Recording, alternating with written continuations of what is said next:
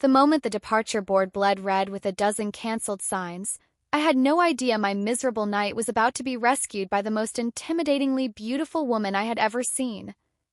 If you want to hear more of this exciting story, don't forget to like, subscribe, and leave a comment below to support the channel. Let's dive in. Part 1.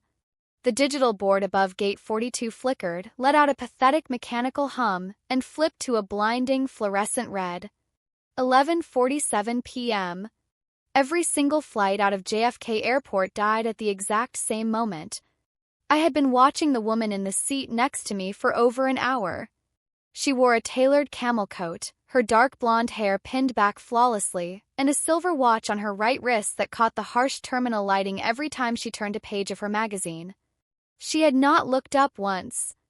Not when the gate agent's voice started to tremble over the intercom, not when a man 3 rows down threw his coffee cup into a trash can so hard it shattered, and not when the final, devastating announcement echoed through the terminal. Due to the unprecedented blizzard, no hotels within a 40-mile radius had a single room available. She calmly closed her magazine. She turned, looking at me for the very first time.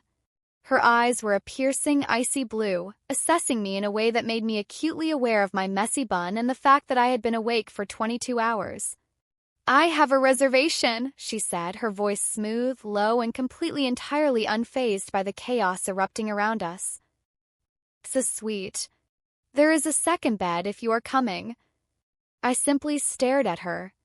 She did not look like a woman who was used to her offers being questioned, nor did she look like a woman who made a habit of offering strangers a place to sleep. Her face was a perfect mask of high society composure, but there was a faint tightness around her jaw.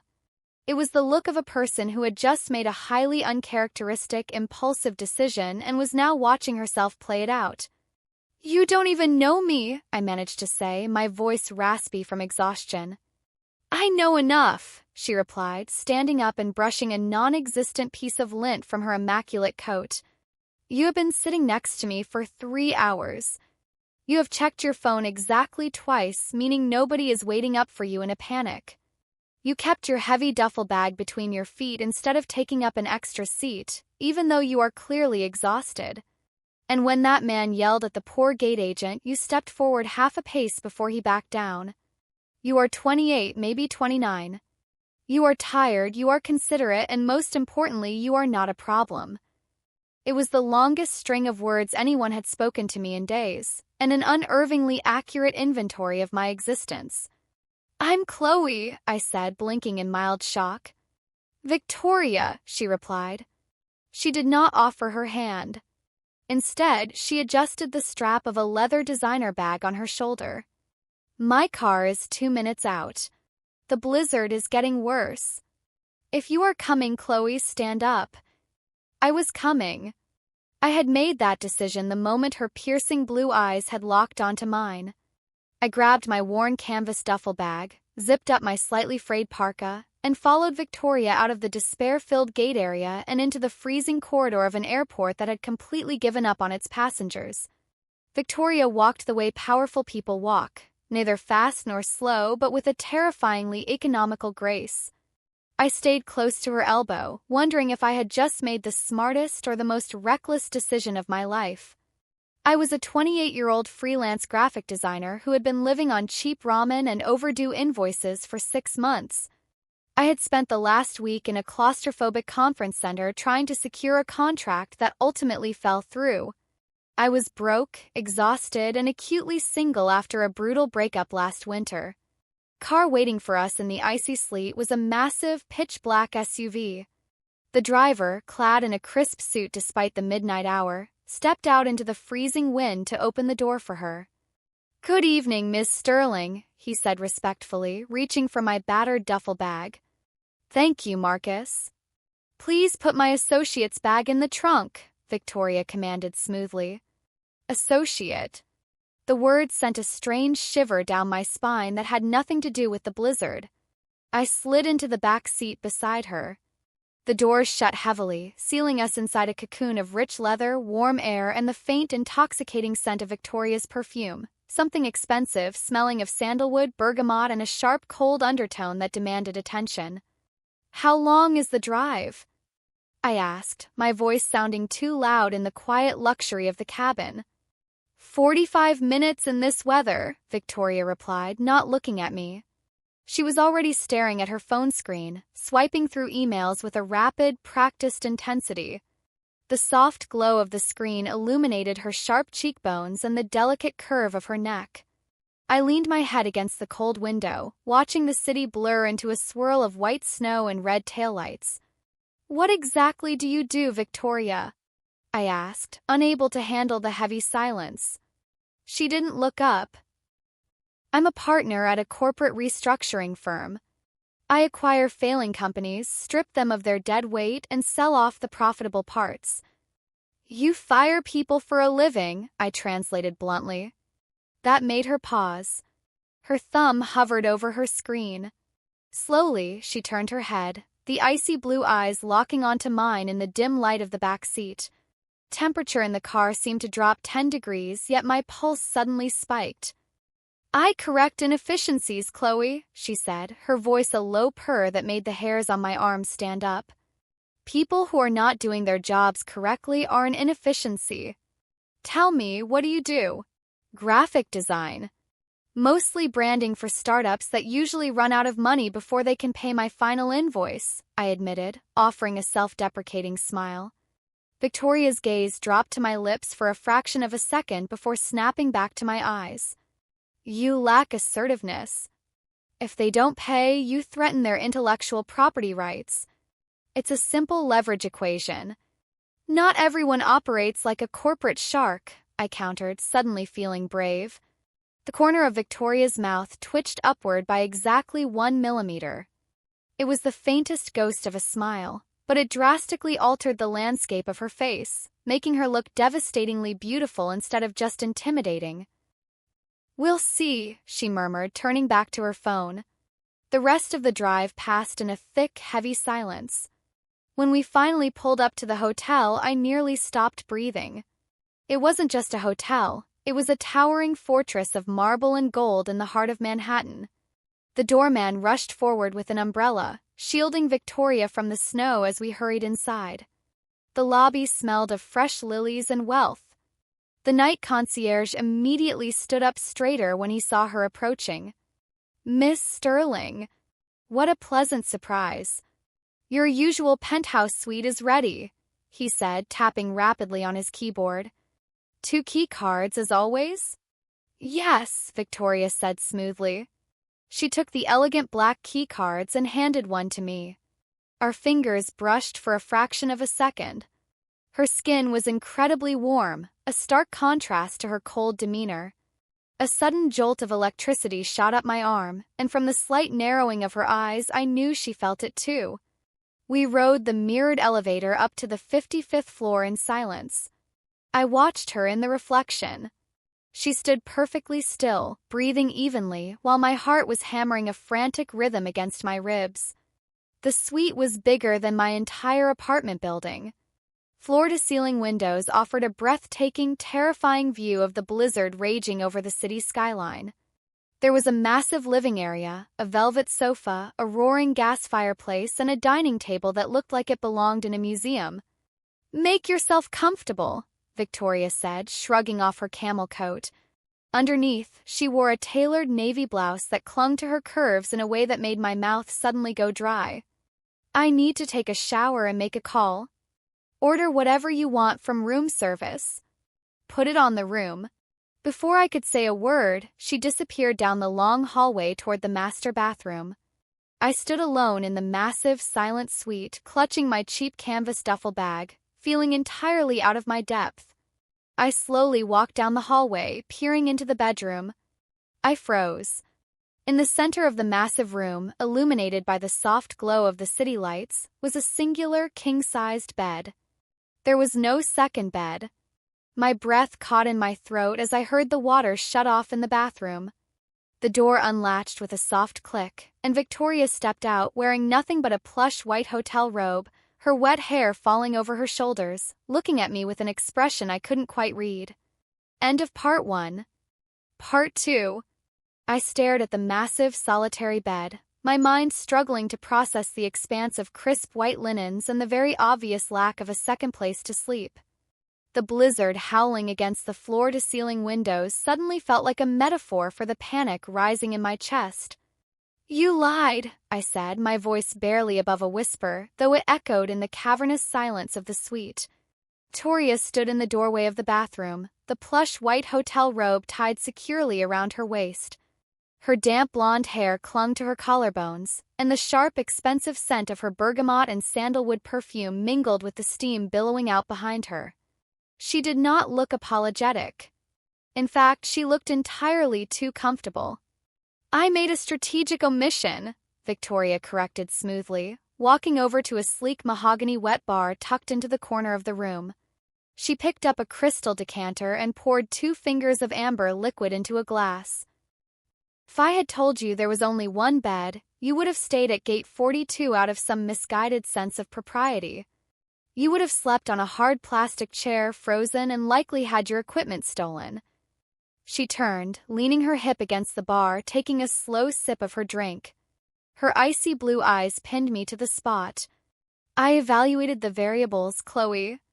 The blizzard, your exhaustion, the state of the airport, and my own absolute refusal to leave you sitting there. This was the most efficient outcome." "You evaluated the variables," I repeated, a hysterical, breathless laugh escaping my lips.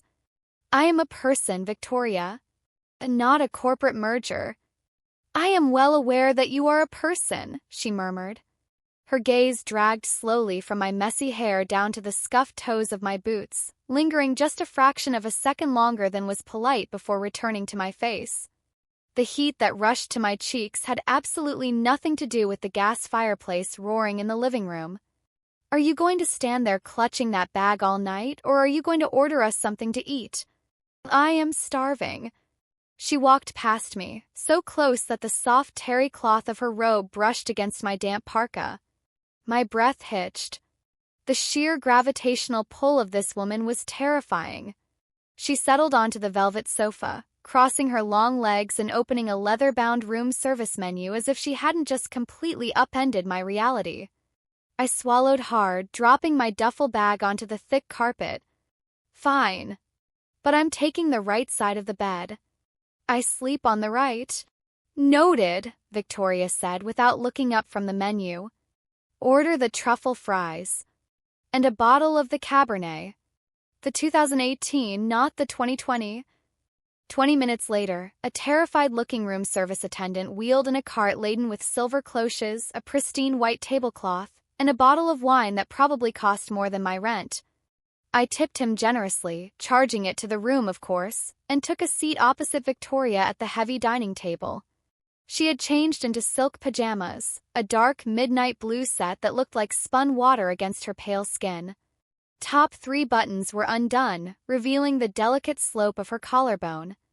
I had retreated to the bathroom to splash cold water on my face and change into my most presentable sleepwear, which unfortunately consisted of worn-out gray sweatpants and an oversized band t-shirt. I felt entirely inadequate sitting across from her. Victoria poured the wine with practiced elegance, pushing a crystal glass toward me. "Drink. You look like you are bracing for an interrogation." "Aren't I?" I asked, taking a desperate sip of the Cabernet. Tasted like velvet and dark berries, instantly warming the nervous chill in my stomach. "I don't interrogate. I gather data," Victoria said, slicing into a piece of rare steak with surgical precision. "For instance, I have gathered that you are extremely protective of your autonomy. You bristled when I took control of the situation at the airport. You like to believe you are independent, yet your graphic design career is currently suffocating you." I nearly choked on a truffle fry. "Excuse me? Are you always this aggressively analytical?" "Only when I find the subject fascinating," she replied seamlessly. She didn't even blink. Casual admission made my heart execute a flawless backflip in my chest. "Tell me about the breakup." "How do you?" I stopped myself, setting my fork down. "I didn't say anything about a breakup." "You didn't have to," Victoria said, taking a sip of her wine, her blue eyes studying me over the rim of the glass. You are 28, beautiful, and possessing a distinctly guarded posture. When my driver referred to you as my associate, your shoulders flinched. Not because you were offended by the corporate term, but because you are hypersensitive to labels. You are actively recovering from someone who made you feel small. Someone who likely criticized your career choices and told you that you were too sensitive. A woman, I presume. I stared at her, genuinely unnerved. Are you a witch or just a sociopath? The millimeter smile returned. I pay attention, Chloe. Most people go their entire lives without ever truly looking at the person sitting next to them. I do not have that failing. Was I wrong? No, I admitted quietly, dropping my gaze to my plate. Her name was Sarah. We were together for 3 years. She was a corporate lawyer, actually. Very much into climbing the ladder. Toward the end, she made it very clear that my freelance hustle was an embarrassment to her. She said I lacked ambition. When I finally left, she told me I wouldn't survive a month in the city without her paying the lion's share of the rent. I've spent the last year eating ramen just to prove her wrong. Silence fell over the table. The only sound was the howling wind rattling the thick glass of the windows. I waited for Victoria to offer a platitude, to tell me it gets better or that Sarah was a jerk. Instead, Victoria carefully set her wine glass down.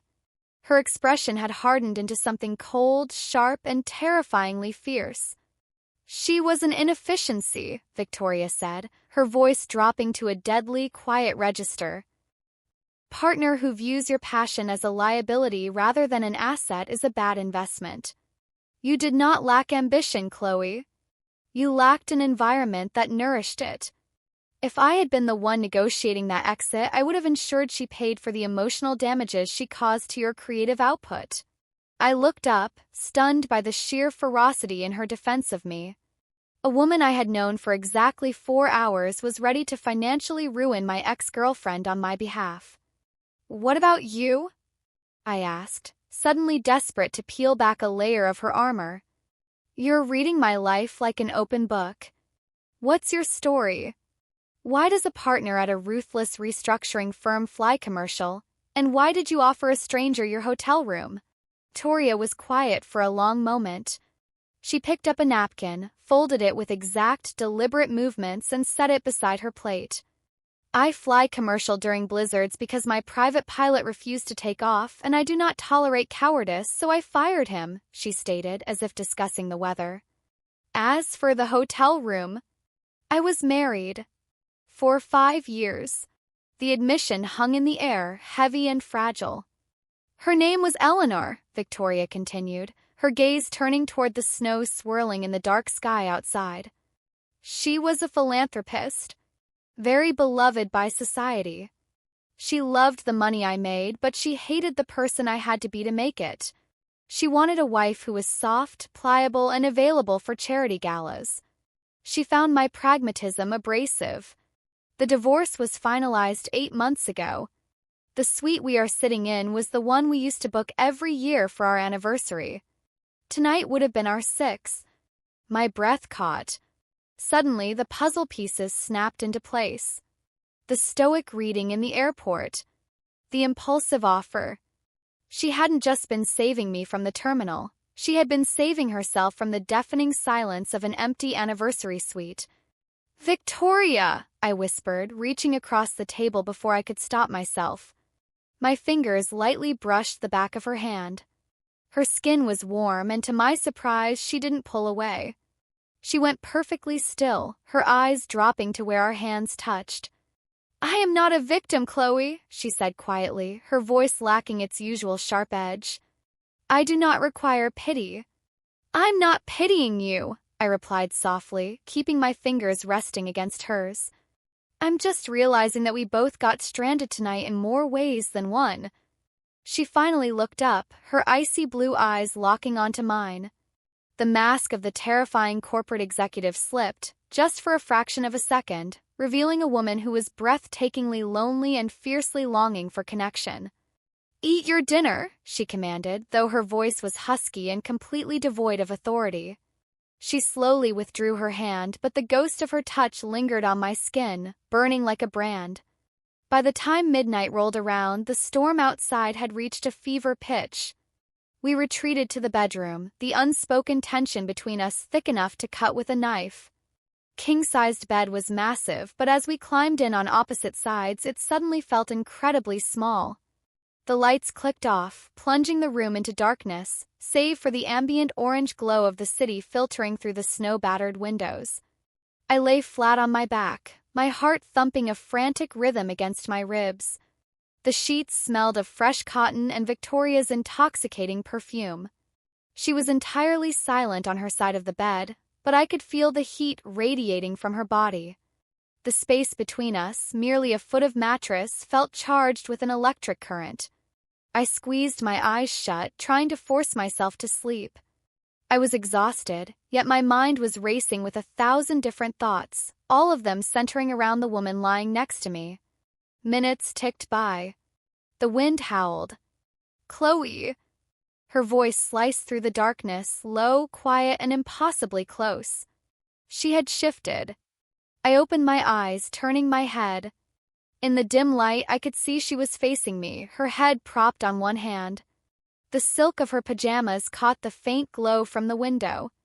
"Yes," my voice trembled, betraying every ounce of the forced composure I had tried to maintain. "I told you I was aggressively analytical when I find a subject fascinating," Victoria whispered into the dark, the words washing over the narrow space between us. "I remember," I breathed. "I have spent the last 3 hours analyzing you," she confessed, her voice dropping lower, vibrating with a raw, undeniable tension that made my breath hitch. "And I have concluded that sleeping on the exact opposite side of this bed is an extreme, unbearable inefficiency." I didn't move. I couldn't breathe. "Victoria." "Cross the line, Chloe," she whispered, a command that sounded dangerously like a plea. "Come closer." End of part 2. Part 3. The space between us felt like a physical weight, heavy and charged with an electricity that made the fine hairs on the back of my neck stand up. The howling of the blizzard against the impenetrable glass of the penthouse windows suddenly seemed very far away. All I could hear was the frantic, uneven rhythm of my own breathing, and the steady, quiet exhalations of the woman waiting in the dark. "Cross the line, Chloe," Victoria had whispered, her voice a silk ribbon pulling me toward an edge I couldn't see but desperately wanted to jump from. For a second that stretched into an eternity, I didn't move. My mind screamed at me, reminding me of all the reasons this was insane. I was a broke freelance graphic designer. She was a ruthless corporate executive whose perfume cost more than my monthly grocery budget. We had met in an airport terminal less than 6 hours ago. She was recovering from a divorce that had clearly left deep, invisible scars, and I was still flinching at shadows left behind by an ex-girlfriend who had meticulously dismantled my self-worth. But then Victoria's hand moved. Just a fraction of an inch across the crisp, white hotel sheets. Her fingers, cool and elegant, brushed lightly against the fabric of my worn-out sweatpants. That singular, feather-light touch shattered every logical defense I had left. I shifted, the mattress dipping slightly as I closed the distance between us. The moment my body moved into her orbit, the ambient cold of the room vanished, replaced by the intense, radiating heat of her presence. I stopped when I was mere inches away, our faces close enough that I could feel the warmth of her breath against my cheek. In the dim amber glow of the city lights reflecting off the snow outside, her icy blue eyes were entirely black, dilated and focused on me with a devastating intensity. "You overthink every move you make," Victoria murmured, her voice a low rumble that vibrated through the mattress. "I watched you do it in the terminal. I watched you do it in the car. You analyze the risk of every action until you paralyze yourself." "And you control everything," I whispered back, my voice trembling slightly, though I refused to break eye contact. "You manage people like they're assets on a spreadsheet. You calculate every variable so you never have to be surprised." A slow, dangerous smile curved her lips. "True," she conceded softly. "But you, Chloe, are a variable I did not factor into my evening. and I find that remarkably exhilarating. She didn't give me time to process the confession. Her hands slid up from the mattress, her cool fingers tangling in the messy hair at the nape of my neck. A sharp gasp escaped my lips as she pulled me the rest of the way in, erasing the final boundary between us. When her lips met mine, the entire world outside the penthouse ceased to exist. I had expected her kiss to be demanding, aggressive, matching the terrifying boardroom persona she wore so flawlessly. But it wasn't. It was slow, deeply intentional, and devastatingly tender. She kissed me as if she had all the time in the world, as if every second we spent exploring the quiet dark of this hotel room was an investment she intended to protect at all costs. My hands, acting entirely on their own accord, found the lapels of her silk pajama top.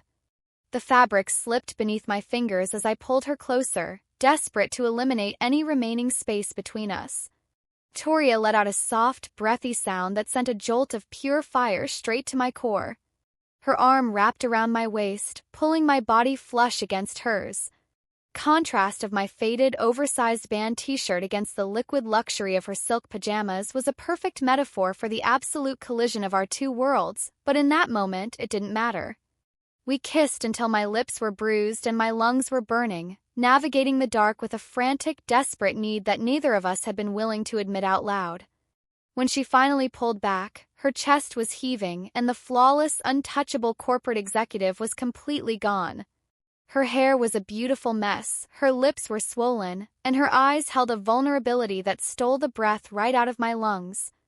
"You are magnificent," she whispered fiercely, resting her forehead against mine.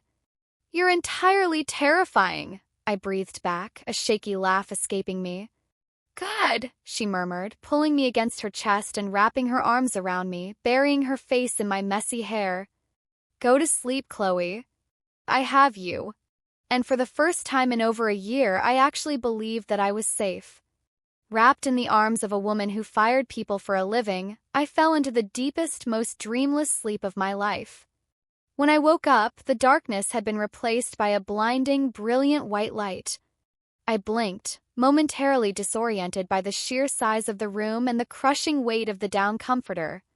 I reached out, my hands sweeping across the massive expanse of the mattress. It was empty. The sheets on the left side of the bed were cool, though they still carried the intoxicating scent of bergamot and sandalwood. Panic, familiar and sharp, spiked in my chest. Had last night been a mistake? Had the corporate shark woken up, realized she had let her guard down with a penniless graphic designer and fled? I sat up, pushing my tangled hair out of my face. "Victoria." In the living room, a crisp, composed voice called back. I let out a breath I didn't know I was holding, untangled myself from the heavy duvet, and padded out of the bedroom in my bare feet. The storm had broken. The floor-to-ceiling windows revealed a stunning, post-apocalyptic New York City, buried under a pristine blanket of glittering snow. The sky was a sharp, clear, impossible blue. And sitting at the heavy mahogany dining table, bathed in the brilliant morning light, was Victoria. She was already dressed in a tailored charcoal gray slacks and a crisp white blouse with the sleeves rolled up to her elbows, looking every inch the terrifying partner of a restructuring firm. She had a sleek laptop open in front of her, a Bluetooth earpiece in one ear, and was typing with a rapid, violent efficiency. She held up a single finger, silencing me before I could speak, and continued talking in rapid, flawless French. Even without understanding the language, the tone was unmistakable. She was eviscerating whoever was on the other end of the line. I stood by the hallway, leaning against the wall, utterly mesmerized by the sheer power radiating from her. She hit a key on her laptop, ending the call, and finally looked up at me. The icy, corporate mask instantly melted, replaced by a softness that made my heart stutter. "Good morning," she said, her voice dropping into the low, intimate register she had used in the dark. "Good morning," I replied, suddenly acutely aware of my rumpled clothes and morning breath. "Who were you just destroying?" "The opposing counsel for a merger in Paris," Victoria sighed, pinching the bridge of her nose. He believed that because a blizzard hit New York and my flight was grounded, I would be unreachable and he could alter the terms of the severance packages we negotiated. He was mistaken. I gathered that, I smiled, walking slowly toward the table. I ordered breakfast, she said, gesturing to a massive spread of pastries, fresh fruit, eggs, and a silver carafe of coffee that had already been set up on the far end of the table. I took a calculated risk and assumed you prefer your coffee black with a single sugar, based on the fact that you ordered a dark roast at the airport kiosk but grabbed a sugar packet before the agent announced the cancellations. I stared at her, genuinely astounded. You noticed that? I notice everything about you, she said simply, picking up a ceramic cup and pouring me a coffee. Eat. You look like you need fuel. And bring your laptop out here. I paused, a pastry halfway to my mouth. My laptop? Why? Victoria leaned back in her chair, steepling her fingers. Her blue eyes were piercing, assessing me with that familiar, terrifying intensity. Because you mentioned last night that your freelance career is suffocating you. You mentioned a contract that fell through. I want to see your work. Pastry suddenly felt like lead in my stomach. The warmth of the morning evaporated, replaced by the familiar icy grip of imposter syndrome. Victoria, no. It's just branding. It's messy. It's not the kind of stuff you look at. You buy and sell multi-million-dollar corporations. And those corporations require branding, Victoria countered smoothly, her tone leaving absolutely no room for debate. Chloe, you spent 3 years with a woman who diminished your talent to make herself feel superior. I will not do that. But I also will not allow you to hide behind a wall of self-deprecation when you are clearly capable of more. Bring me your laptop. My hands were shaking as I walked back into the bedroom, dug my scuffed MacBook out of my duffel bag, and brought it to the table.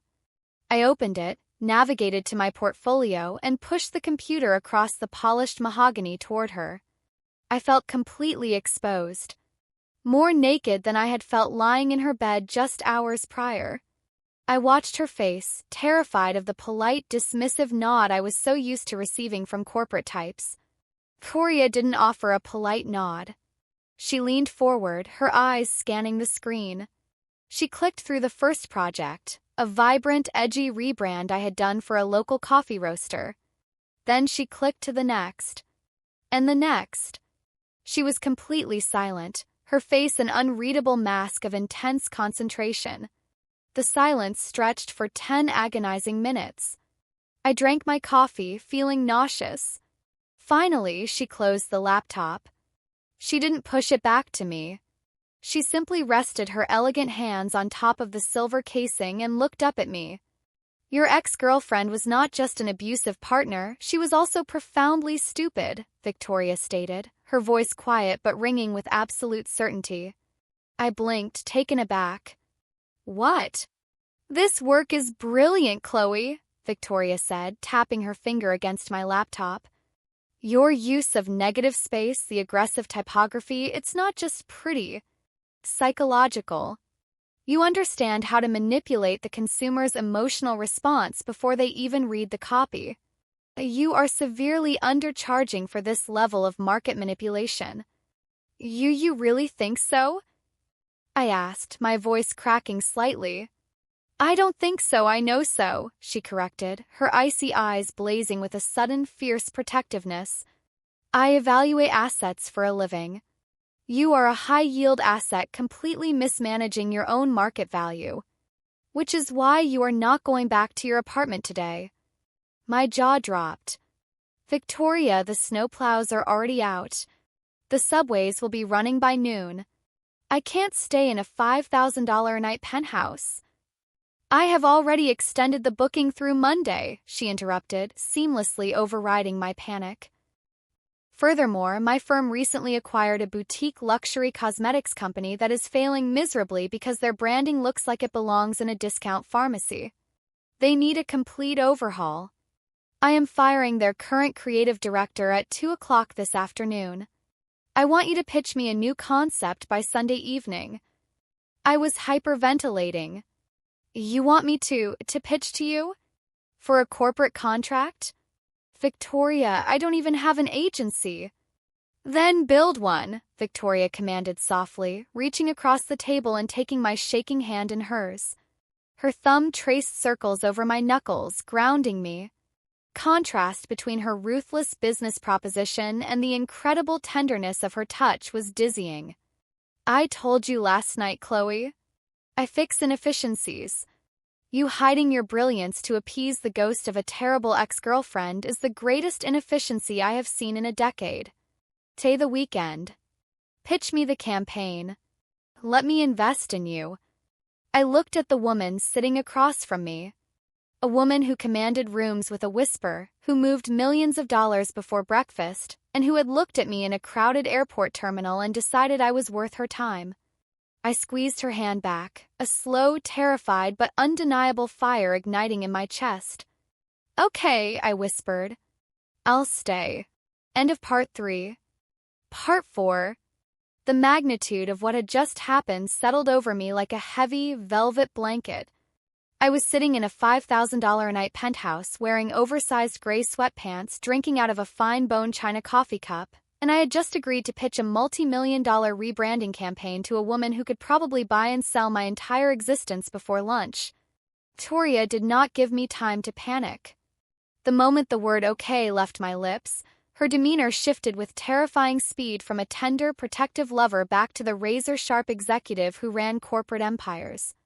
Excellent, she said briskly, standing up and smoothing an invisible crease from her slacks. Company is called Elegance Botanique. It is a legacy French skincare brand that my firm acquired 3 weeks ago. Their formulations are exceptional, genuinely top-tier science. However, their branding is a catastrophic failure. They are trying to appeal to a younger demographic by using pastel colors, bubbly fonts, and influencer marketing that reeks of desperation. They are alienating their older, wealthy clientele while completely failing to capture the modern luxury market. She walked over to the mahogany desk near the window, picked up a sleek, black folder, and dropped it onto the dining table right next to my half-eaten pastry. Here is their current brand Bible, their financials for the last 4 quarters, and the consumer psychology report my analysts ran last week, she instructed, her icy blue eyes locking onto mine with absolute authority. I am going into the bedroom to conduct a series of video conferences. 2 o'clock, I will be firing their current creative director. I want you to spend the next 5 hours tearing their current identity apart. Find the rot, Chloe. And then start conceptualizing the cure. I stared at the thick black folder as if it were a live explosive. Victoria, this is a lot. What if my style is too edgy for a legacy skincare brand? What if?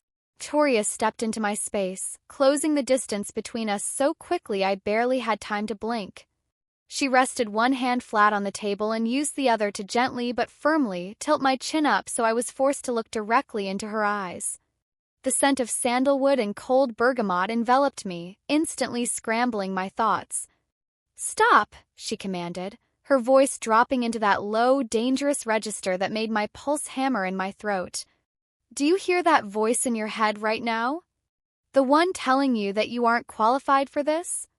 That your style isn't right? That is not your voice, Chloe. That is Sarah's voice. That is the ghost of a mediocre woman who was threatened by your potential.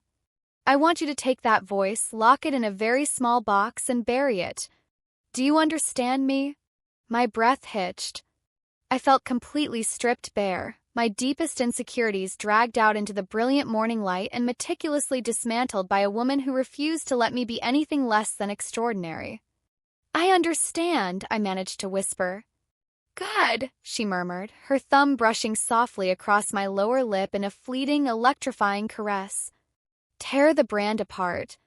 I will see you at 3. She turned on her heel and strode down the hallway, the bedroom door clicking shut behind her. I was left alone in the massive living room, the silence of the penthouse pressing in on me. The snow outside was gleaming under the bright, freezing sun, casting long, sharp shadows across the plush carpet. I took a deep breath, opened the black folder, and went to work. The next 5 hours were a blur of absolute, hyper-focused chaos. Victoria was right. The brand was a disaster. Elegance Botanique was trying to be everything to everyone and ending up meaning nothing to anyone. Their logo was overly complicated, their packaging looked cheap despite the high price point of the creams inside, and their messaging lacked any sense of authority or mystique. I pulled up Adobe Illustrator, my fingers flying across the trackpad. I started pulling reference images, creating a mood board that aggressively stripped away the pastel nonsense.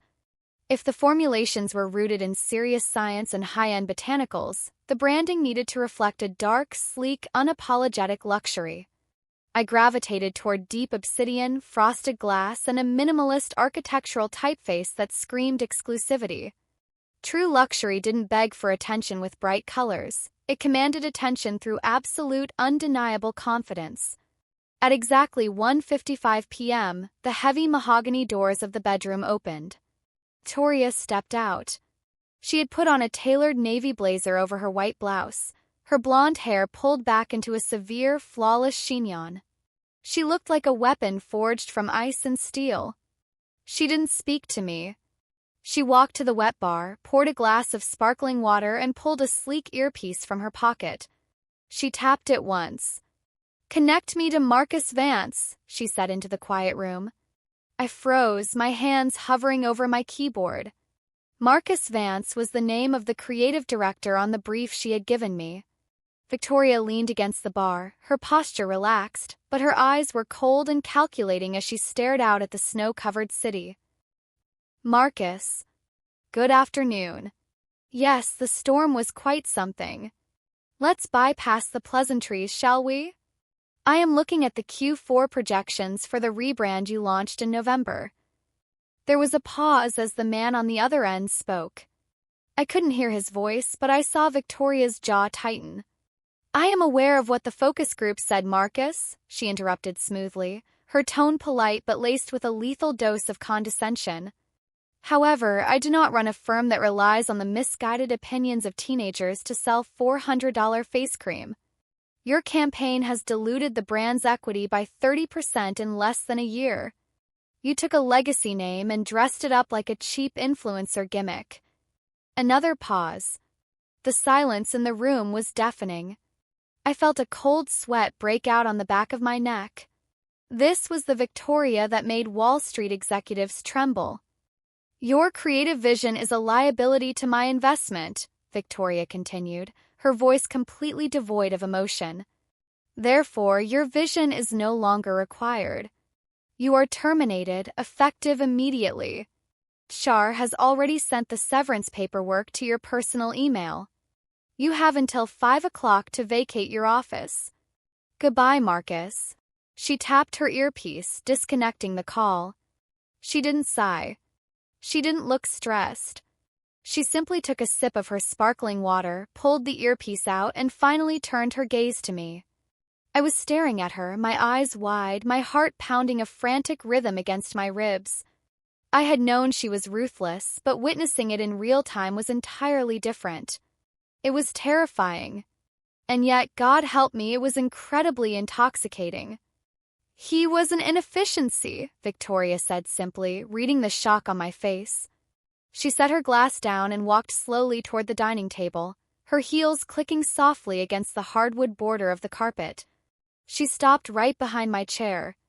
I could feel the heat radiating from her body, the familiar scent of her perfume washing over me. She leaned forward, bracing her hands on the back of my chair, her face hovering inches from my ear. "Show me what you have, Chloe." My throat was completely dry. I clicked over to the presentation deck I had been building. It's rough. Just conceptual at this stage. I am not looking for polished. I am looking for the rot and the cure," she murmured, her breath ghosting across my neck, sending a violent shiver down my spine. "Walk me through it." I forced myself to focus on the screen. "You were right about the problem," I started, my voice surprisingly steady. "They're trying to be approachable. But nobody buys a $400 cream because the brand feels like a friend. They buy it because the brand feels like an exclusive club they desperately want access to. Propriability kills mystique." Click to the next slide, revealing the mood board of dark glass, sharp typography, and aggressive minimalism. I want to change the name, I said, holding my breath. Drop the elegance. It's archaic. Just Botanique. Dark, simple, authoritative. We move the packaging away from plastics and pastels. We use heavy, frosted black glass. Matte finishes. The kind of jar that feels heavy and expensive in your hand. The copy shouldn't explain what the cream does. It should state it as an undeniable fact. We aren't asking them to buy it, but we are allowing them the privilege of purchasing it. I stopped talking, the silence in the room stretching out for what felt like hours. Victoria remained perfectly still behind me. I couldn't see her face. The ghost of Sarah's voice whispered in the back of my mind, telling me I had gone too far, that I was arrogant, that my ideas were too dark for a cosmetics brand. Slowly, Victoria straightened up. She walked around the table and took the seat next to me, her icy blue eyes locked onto the screen. She stared at the stark, obsidian aesthetic I had designed for a solid minute. Then, she turned her head and looked at me. The millimeter smile was gone. In its place was a look of pure, unadulterated hunger. It wasn't just the physical desire I had seen the night before. It was the look of a predator who had just realized they had found their equal. "You," Victoria breathed, her voice dropping an octave, "are incredibly dangerous. Is that a good thing?" I asked, my pulse hammering so loudly I was sure she could hear it. "It is the best possible thing," she replied, reaching out and closing my laptop. The sharp snap of the casing echoed in the quiet room. She pushed the computer aside and shifted in her chair, turning her body fully toward me. "The concept is brilliant," she stated, her gaze dropping to my lips. "It is exactly what the brand needs. It is ruthless, it is psychological, and it is entirely unapologetic. Just like the woman who designed it." "I'm not ruthless," I breathed, my hands trembling as she reached out and gently traced the line of my jaw with her fingertips. "You are learning to be," Victoria corrected softly. Her touch was sending shockwaves of heat straight to my core. "You just dismantled a multi-million-dollar brand's identity in 5 hours and rebuilt it from the ground up without asking for my permission to change the name. You are stepping into your power, Chloe. And it is the most breathtaking thing I have ever witnessed." I couldn't speak. The sheer force of her belief in me was overwhelming. It was a torrential flood washing away years of doubt and insecurity, leaving behind something raw, strong, and fiercely alive. Victoria leaned in, her eyes darkening, the corporate executive entirely melting away to reveal the woman who had held me in the dark. "You have worked for 5 hours," she whispered, her lips hovering agonizingly close to mine. "I believe you have earned a break. I should probably refine the typography on the logo," I stammered weakly, even as I leaned into her touch. "The typography can wait," Victoria commanded softly, her hands sliding to the back of my neck, pulling me forward. "I cannot." End of Part 4. Part 5. Kiss was not hesitant. It was a collision.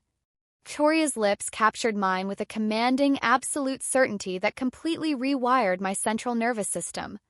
The heavy mahogany chair scraped against the floor as she pulled me closer, her hands tangling in my hair, anchoring me to her. My own hands instinctively found her waist, gripping the crisp fabric of her white blouse. On the table next to us, the thick black folder containing the failed, archaic branding of Elegance Botanique was pushed aside, nearly knocked onto the floor. It was a fitting metaphor. Everything old, everything stagnant, and everything timid was being violently shoved out of the way. When she finally pulled back, we were both breathless. Quiet of the penthouse rushed back in, broken only by the faint hum of the heating vent and the distant, muted howl of the dying blizzard outside. Victoria rested her forehead against mine, her eyes closed, her chest rising and falling in a rapid, uneven rhythm that betrayed the immense, tightly controlled emotion beneath her corporate armor. "You are going to be the death of my focus, Chloe," she murmured, her voice a rough whisper. "You're the one who told me to take a break," I managed to say, my voice trembling with a mixture of adrenaline and awe. Victoria let out a low, breathy laugh, a rare, genuine sound that sent a warm shiver straight down my spine. She opened her eyes, and the icy blue was entirely melted, replaced by a dark, swirling warmth. I did. And it was a severely miscalculated risk. If I do not step away from you right now, this multi-million-dollar pitch will never be finished, and I will be forced to explain to my board why my newly appointed creative lead spent the weekend entirely occupied with other endeavors. She pressed one last, lingering kiss to the corner of my mouth, slowly untangled herself from my grip, and took a deliberate step back. The sudden loss of her body heat left me momentarily staggered. "Finish the typography," she commanded, the edge of authority returning to her voice, though her eyes remained impossibly soft. "We will have dinner at 8. No more work after that." The rest of Saturday blurred into a hyper-focused frenzy of creativity. Fueled by espresso and the lingering electric memory of Victoria's touch, I finalized the brand overhaul. I built a sleek, intimidating pitch deck. I designed 3D mock-ups of the heavy, frosted obsidian jars. I wrote aggressive, confident copy that didn't beg the consumer for their money but challenged them to prove they were worthy of the product. By 7:45 p.m., I hit save, closed the laptop, and let out a long, shaky breath. Dinner was a quiet, profoundly intimate affair. The storm had finally broken, leaving behind a clear, freezing night. The New York skyline sparkled outside the floor-to-ceiling windows like crushed diamonds scattered across black velvet. We sat by the roaring gas fireplace, a bottle of rich, earthy Pinot Noir open on the low-glass table between us. Victoria had changed into a pair of dark, wide-leg cashmere trousers and a simple silk camisole that draped flawlessly over her collarbones. I was still wearing my oversized sweater and leggings, but for the first time since I arrived, I didn't feel out of place. "Tell me about her," I said softly, swirling the dark red wine in my crystal glass. "Eleanor. You mentioned her last night, but you deflected." Victoria's gaze remained fixed on the flickering orange flames. The sharp lines of her profile softened slightly in the firelight. For a long moment, I thought she was going to refuse, to pull the corporate mask back up and shut me out. But then she took a slow sip of her wine and sighed. "Eleanor was an illusion," Victoria said quietly. "She was old money. Pedigree. The kind of woman who was raised to host charity galas and look impeccable on the arm of someone powerful. When we met, I was a junior partner, climbing the ranks with a level of ruthlessness that society deemed unbecoming for a woman." She turned her head, looking at me with a profound, quiet sadness. "She loved the benefits of my ambition, Chloe. She loved the penthouse, the private flights, the massive donations I made to her foundations in her name. But she was deeply ashamed of the mechanics of it. She wanted the wealth without the blood on the floor. She constantly asked me to soften, to step back. She told me my drive was making her look like she was married to a machine. I felt a sudden sharp ache in my chest. She wanted to file down your edges so you would fit into her perfect, quiet little world." "Exactly," Victoria murmured. "And for a while I tried. I delegated acquisitions. I attended her tedious luncheons. I smiled for the cameras. And I was utterly, suffocatingly miserable. When I finally stopped pretending, when I fired a beloved but entirely incompetent CEO of a company we acquired, the social fallout embarrassed her. She filed for divorce the next week." "She was a coward," I said fiercely, setting my wine glass down. Victoria's lips curved into that millimeter smile. "She was an inefficiency. Just like Sarah." She reached across the space between us, her cool fingers lightly tracing the back of my hand. "We both spent years trying to shrink ourselves to make our partners comfortable, Chloe. I will never do that again. And I will never allow you to do it either." The fierce, protective weight of her words settled deep in my bones. We didn't just share a bed that night, we shared a quiet, unspoken promise. We were two women who had been burned by the people who were supposed to stoke our fires, and we were finally realizing what it felt like to stand next to someone who wasn't afraid of the heat. Sunday was a masterclass in synergy. We sat at the dining table for hours, side by side. I walked her through the pitch deck. Victoria didn't just blindly praise me, she challenged me. She poked holes in my market strategy, forced me to defend my font choices, and demanded data to back up my color theory. It was grueling, terrifying, and the most exhilarating professional experience of my life. She wasn't tearing me down, she was sharpening my blade. Every time I successfully defended a design choice, the look of profound, terrifying pride in her icy blue eyes made my heart soar. We were operating on a frequency I had never experienced with anyone else, a perfect intersection of creative vision and corporate dominance. But bubbles, no matter how beautiful, inevitably burst. Monday morning arrived with the harsh, blinding glare of reality. The blizzard was a memory, the streets below were cleared, and the chaotic hum of Manhattan traffic had returned in full force. I stood in front of the massive bathroom mirror, staring at my reflection. I was wearing my best professional outfit, a tailored black blazer, dark jeans, and a pair of leather boots. It was chic for a graphic design agency in Brooklyn.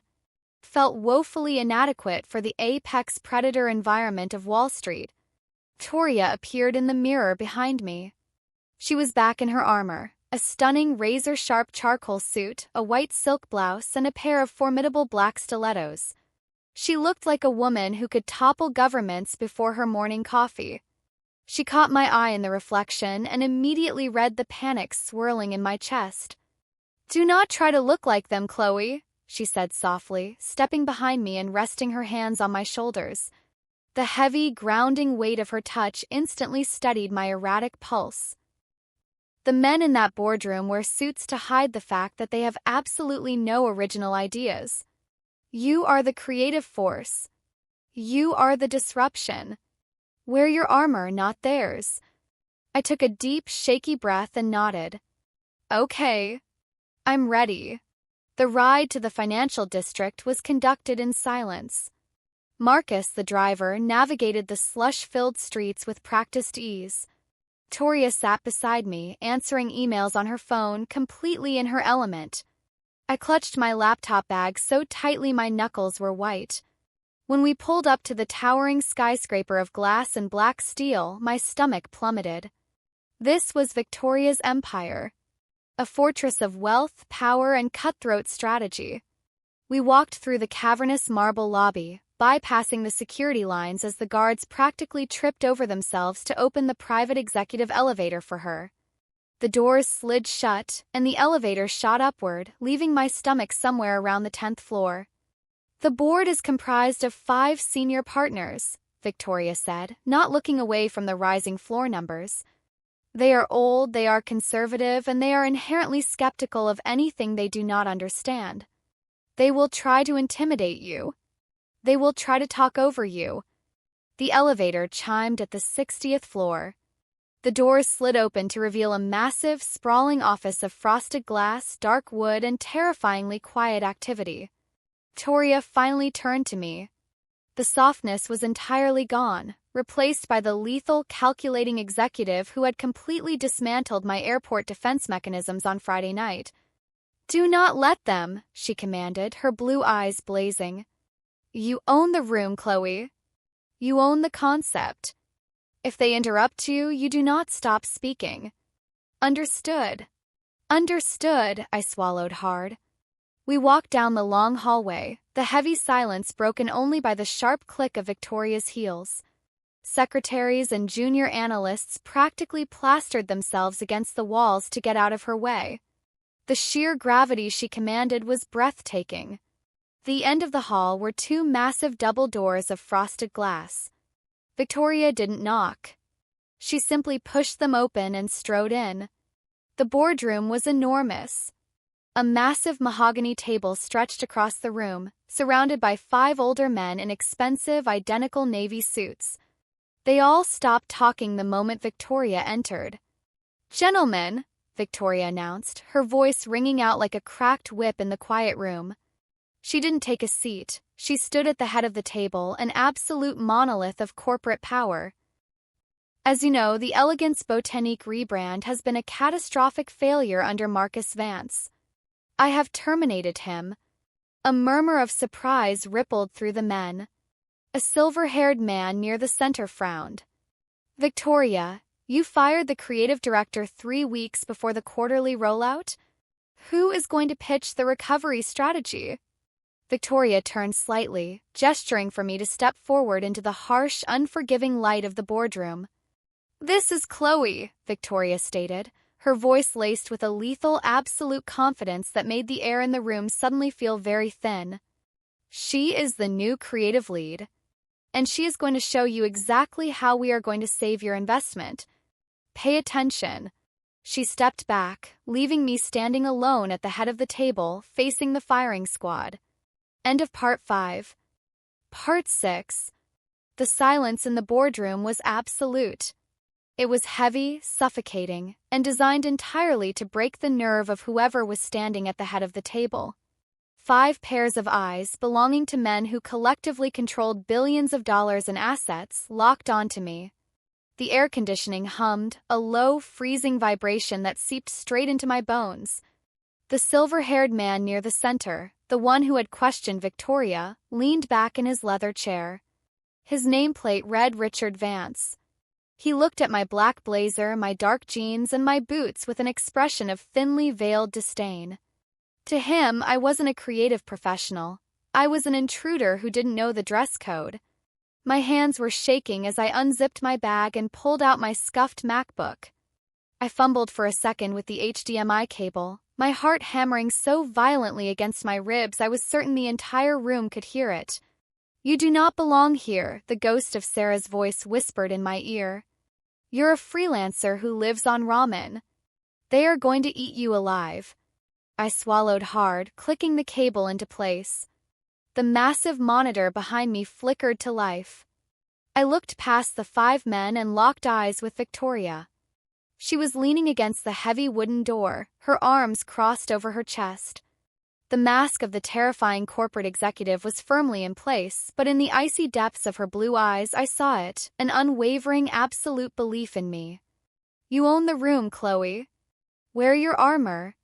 I took a breath, letting the icy air fill my lungs, and I buried Sarah's voice once and for all. Gentlemen, I began, my voice surprisingly steady as it carried across the long expanse of mahogany. Current iteration of Elegance Botanique is fundamentally flawed. It is bleeding market share because it is suffering from an identity crisis. You acquired a legacy high-science brand, but you dressed it in pastels and bubbly fonts to chase a younger demographic. You are currently begging for the consumer's attention. And in the luxury market, the moment you beg, you die. Richard Vance scoffed, a harsh, abrasive sound. MS. Chloe, is it? With all due respect, our market research showed that younger consumers want approachability. They want brands that feel like friends. With all due respect, Richard, I replied, hitting a button on my keyboard. The screen behind me flashed, replacing the old pastel logos with a stark, brutalist layout of the brand's failing quarterly numbers. Your market research lied to you. Teenagers want approachability. Women who can afford a $400 night cream do not want a friend. They want a status symbol. I didn't wait for him to process the insult. I clicked to the next slide. The screen went entirely black. Then, slowly, the new logo faded in. Botanique. Rendered in a sharp architectural obsidian font against a matte charcoal background. It looked dangerous. It looked expensive. It looked like something you had to earn the right to touch. We are dropping elegance. It's outdated. We are pivoting to absolute, unapologetic minimalism, I stated, my voice gaining volume, ringing with a confidence I didn't know I possessed. This looks like a funeral, Richard interrupted loudly, slamming a hand flat on the table. Women want to feel fresh, soft, and renewed. This is entirely too aggressive. It's dark. It's alienating. I saw him open his mouth to continue, but I remembered Victoria's command in the elevator. If they interrupt you, you do not stop speaking. I didn't pause. I didn't flinch. I simply raised my voice, cutting cleanly through his objection. It is alienating by design, Richard. True luxury is inherently exclusionary. We are not selling a moisturizer, we are selling superiority. When a consumer places this heavy, frosted black glass jar on her vanity, she is not looking for softness. She is looking for an aesthetic that tells anyone who enters her bathroom that she has arrived. We are going to stop explaining what the cream does. Copy will be stark. 2 words, the standard. We do not ask them to buy it. We challenge them to afford it. I clicked through the 3D mock-ups of the jars. Heavy. Monolithic. Striking. I walked them through the consumer psychology, the color theory, and the aggressive restructuring of their ad spend. I spoke for 20 unbroken minutes. Every time one of the men shifted or opened his mouth to question me, I drove a new data point right through their hesitation.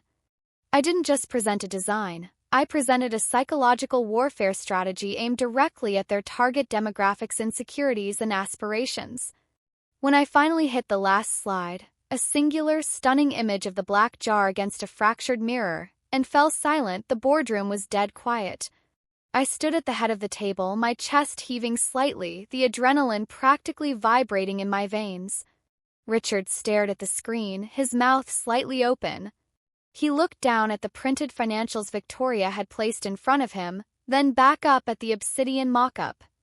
"It's a complete pivot," he murmured, the condescension entirely gone from his voice. It's arrogant." "It is arrogant," Victoria said, speaking for the very first time since she had introduced me.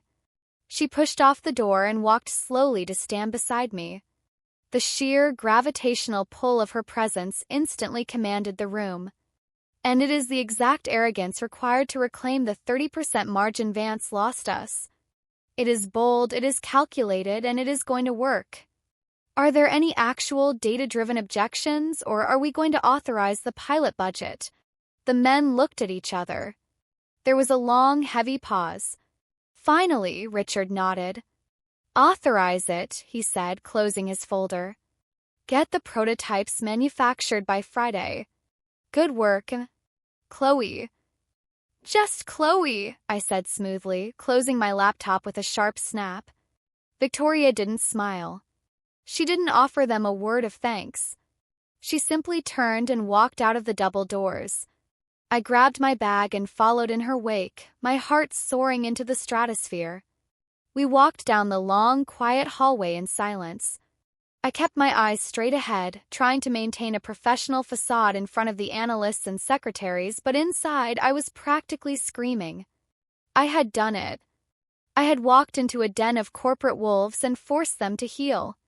Victoria bypassed the elevators and opened a heavy, frosted glass door at the end of the corridor. Her corner office. It was a sprawling masterpiece of dark wood, white leather, and floor-to-ceiling windows offering a panoramic, dizzying view of the Manhattan skyline. The moment the heavy door clicked shut behind us, the lock engaging with a soft thud, the terrifying corporate executive vanished. Victoria spun around, dropping her leather portfolio onto her desk. Her icy blue eyes were entirely dilated, completely consumed by a dark, ravenous heat. Before I could even set my bag down, she crossed the room, grabbed the lapels of my blazer, and slammed me backward against the heavy oak of her door. "You," she breathed, her voice a ragged, breathless rasp, "were magnificent." Her mouth crashed down onto mine.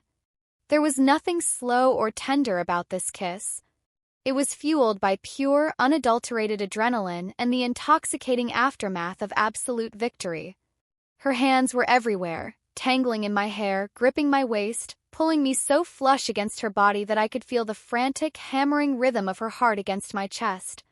I gasped into her mouth, my own hands desperately finding the soft silk of her blouse, pulling her closer.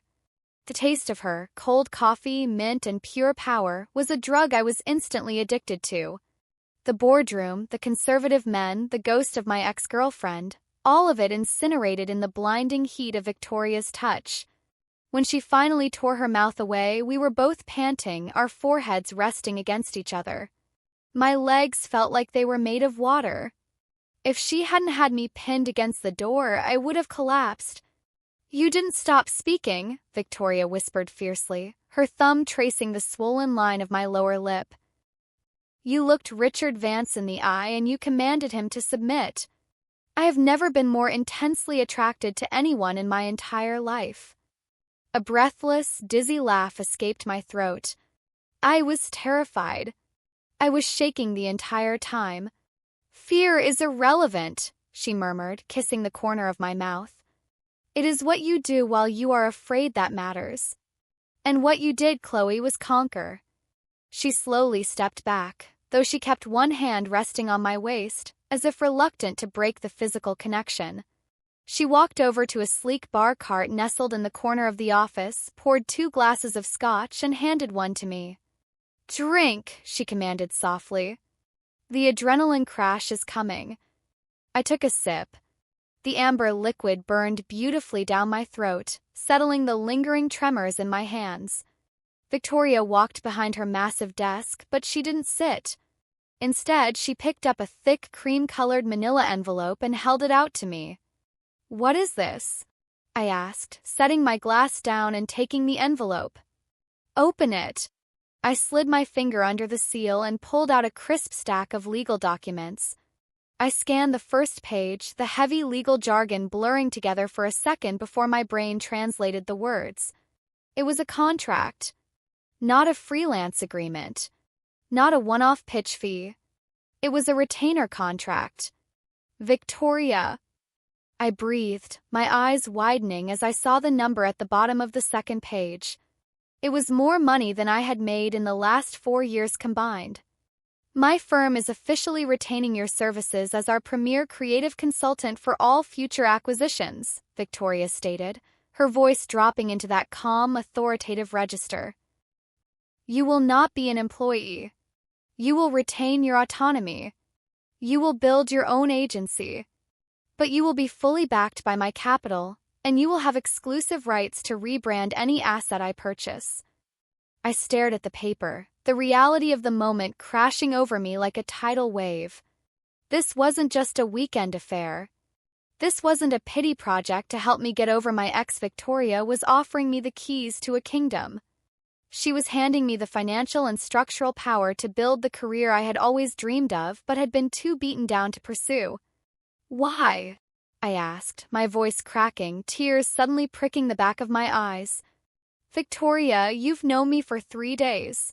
Victoria walked back around the desk. She stopped in front of me, reaching out to gently cup my face in her hands. Her icy blue eyes were terrifyingly earnest.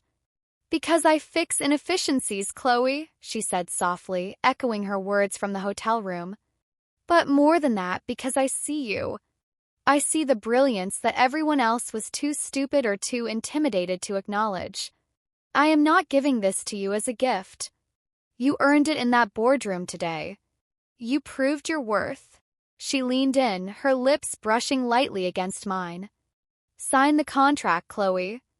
Let me invest in you. Let me watch you take over the world. I looked at the contract. I looked at the terrifying, beautiful, completely intoxicating woman standing in front of me. I thought about my cramped apartment in Brooklyn, the stack of unpaid bills, and the endless, suffocating anxiety of trying to prove myself to people who were committed to misunderstanding me. I picked up a heavy, gold-plated pen from her desk. Where do I sign? I asked. End of Part 6. Part 7. The scratch of the heavy, gold-plated pen against the thick cotton paper sounded louder than a thunderclap in the quiet sanctuary of the corner office. I signed my name on the final dotted line, the ink settling into the page, binding my future to the most formidable woman I had ever met. I set the pen down. My hand was visibly shaking. Victoria didn't say a word. She reached across the massive oak desk, her cool, elegant fingers sliding over the document. She reviewed the signature with the same clinical precision she applied to a quarterly earnings report, then smoothly slid the contract into a sleek leather portfolio. Only when the portfolio clicked shut did she finally look up at me. The terrifying, absolute authority that had commanded the boardroom just 20 minutes ago melted away, replaced by a gaze so fiercely proud it made my breath hitch in my throat. Congratulations, Chloe, she murmured, her voice a low, vibrating hum of satisfaction. You are officially the sole creative director of your own agency, backed by an unlimited capital retainer from Sterling Restructuring. Welcome to the top of the food chain. I can't believe this is happening, I breathed, sinking into one of the white leather chairs opposite her desk, my legs finally giving out. 3 days ago, I was eating instant noodles and calculating if I could afford to turn my radiator on for more than an hour. Victoria rounded the desk, the sharp click of her stilettos echoing off the hardwood floor. She didn't stop until she was standing between my parted knees. She reached down, her hands gripping the armrests of my chair, caging me in as she leaned forward. The intoxicating scent of sandalwood and bergamot completely enveloped me. You will never have to calculate the cost of your warmth again, she promised, her icy blue eyes locking onto mine with an intensity that burned right through me. You earned this. You fought for it in that room. Now we are going to build your empire. But tonight, her gaze dropped to my lips, her voice softening into a dangerous, silken whisper. Tonight we celebrate. The next 6 weeks were a beautiful, chaotic blur of absolute velocity. True to her word, Victoria did not hover. She gave me the capital, she gave me the legal framework, and then she stepped back and watched me run. I leased a stunning, sun-drenched loft in Soho that served as both my apartment and the headquarters for my newly minted agency, Apex Creative. I hired 2 brilliant, hungry junior designers who had been overlooked by the major firms. And I worked. I worked with a ferocity I hadn't felt in years, fueled by the absolute certainty that the woman at the top of the financial world believed in my vision. The Botanique rebrand launched exactly on schedule. The rollout was aggressive, stark, and entirely unapologetic. We flooded high-end publications and luxury storefronts with images of the heavy, frosted obsidian jars. We didn't use models. We didn't use pastel colors. We simply displayed the product like a monolithic monument to wealth and superiority, paired with the 2-word copy that had won the boardroom, the standard. The market response was explosive. The brand sold out of its initial production run in 72 hours. Through it all, Victoria was my anchor. We navigated the treacherous waters of mixing business with pleasure with surprising grace. During the day, she was my most demanding client, her emails brief, sharp, and exacting. But at night, when she unlocked the door to my Soho loft, the armor came off. She would trade her charcoal suits for my oversized hoodies, pour us glasses of expensive red wine, and pull me onto the couch, tangling her long legs with mine as we debriefed our respective wars. Our dynamic was electric, a constant push and pull of power that never failed to leave me breathless. Which brought us to the launch gala. Sterling Restructuring was hosting a massive black tie event at a private venue overlooking the Hudson River to celebrate the unprecedented success of the Botanique acquisition. I stood in front of the full-length mirror in my loft, staring at my reflection, trying to recognize the woman looking back at me. I wasn't wearing an oversized sweater or a faded band t-shirt. I was wearing a custom-tailored, plunging black tuxedo suit that fit me like a second skin. The lines were sharp, the silk lapels caught the light, and I had pulled my hair back into a sleek, severe style that exposed the sharp line of my jaw. I looked dangerous. I looked like I belonged in Victoria's world. The door to the bedroom opened and Victoria stepped out. I actually stopped breathing. She was wearing a floor-length backless gown in a shade of midnight blue that exactly matched her eyes. The fabric poured over her curves like liquid glass. She was a weapon forged in diamonds and silk. She stopped when she saw me, her eyes sweeping slowly from the tips of my polished Oxfords to the sharp collar of my suit. Predatory hunger in her gaze was so potent it made my skin flush. "You," she said, her voice dropping an entire octave, "are going to cause a riot tonight." "I think you might have me beat," I whispered, closing the distance between us and resting my hands on her waist, the silk of her dress frictionless beneath my palms. She leaned in, pressing a soft, lingering kiss to the corner of my mouth, careful not to ruin my lipstick. "You own the room tonight, Chloe. Do not forget that." The gala was a glittering ocean of New York's elite. Waiters carried trays of champagne through a crowd of billionaires, media moguls, and Wall Street titans. Massive digital screens projected the obsidian Botanique branding across the venue, casting a moody, sophisticated glow over the attendees. For the first hour, I was entirely in my element. I shook hands, I accepted congratulations from the very board members who had tried to intimidate me weeks ago, and I networked with a terrifying, calm precision. Victoria gave me space to shine, holding court on the other side of the room, but her eyes constantly found mine through the crowd, a tether of absolute support.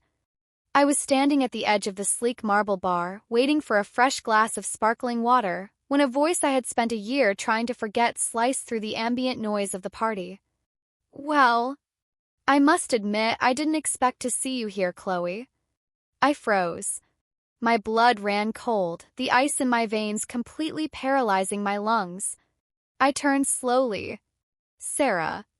She was standing 3 feet away, holding a champagne flute, wearing a red cocktail dress that looked painfully out of place among the stark, minimalist elegance of the event. She looked exactly the same as she had the day she told me I was a failure, smug, condescending, and perpetually dissatisfied. "Sarah," I said, forcing my voice to remain level. "What are you doing here?" "My firm represents one of the minor shareholders," she said dismissively, waving her hand. Her eyes dragged up and down my tailored tuxedo suit, her lips curling into a mocking sneer. "Playing dress-up, I see. I heard you snagged a retainer with Sterling Restructuring. I have to ask, whose bed did you have to crawl into to get an agency to look at your amateur portfolio?" The old Chloe, the girl from a year ago, would have shrunk. She would have stammered, dropped her gaze, and let Sarah's toxic insecurity carve a hole in her chest. But I was not that girl anymore. I was the creative director who had dismantled a multi-million-dollar brand and rebuilt it into an empire. I was the woman who went to sleep wrapped in the arms of the most terrifying apex predator in Manhattan. I didn't shrink. I straightened my spine, rolling my shoulders back, and looked Sarah dead in the eye with absolute freezing indifference. "I didn't crawl into anyone's bed for my career, Sarah," I said smoothly, my voice carrying the exact lethal cadence I had learned from Victoria. I walked into a boardroom and outsmarted every single executive sitting at the table. My amateur portfolio just generated a 35% profit margin increase in a single quarter. What exactly have you accomplished lately, besides securing a +1 invite to a party you can't afford? Sarah's mouth dropped open. A flush of ugly, mottled red crept up her neck. "Excuse me," she hissed, stepping closer. "You think because you got lucky once, you're suddenly some corporate savant? You're a freelancer who got a lucky break. You don't belong in this room, Chloe. She belongs at the absolute center of it." The voice was low, smooth, and colder than the Arctic Circle. Sarah jumped, whirling around. Victoria materialized from the crowd like a shadow, a crystal tumbler of scotch in her hand, her midnight blue gown sweeping across the floor. She stepped smoothly past Sarah and came to stand directly at my side, her shoulder brushing mine in a subtle, unyielding display of ownership. Victoria didn't look at Sarah. She looked at me. "Is there an inefficiency here that needs correcting, Chloe?" "No," I smiled, the adrenaline rushing warmly through my veins. "Just catching up with an old acquaintance." Sarah was staring at Victoria, her eyes wide with a mixture of awe and absolute terror. Everyone in the corporate legal world knew exactly who Victoria Sterling was. "Miss Sterling," Sarah stammered, suddenly attempting to look professional, shifting her champagne flute to offer a hand. "Sarah Jenkins. From Harrison and Cross Legal." Victoria slowly turned her head.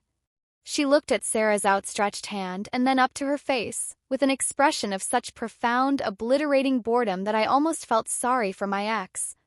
She did not take the hand.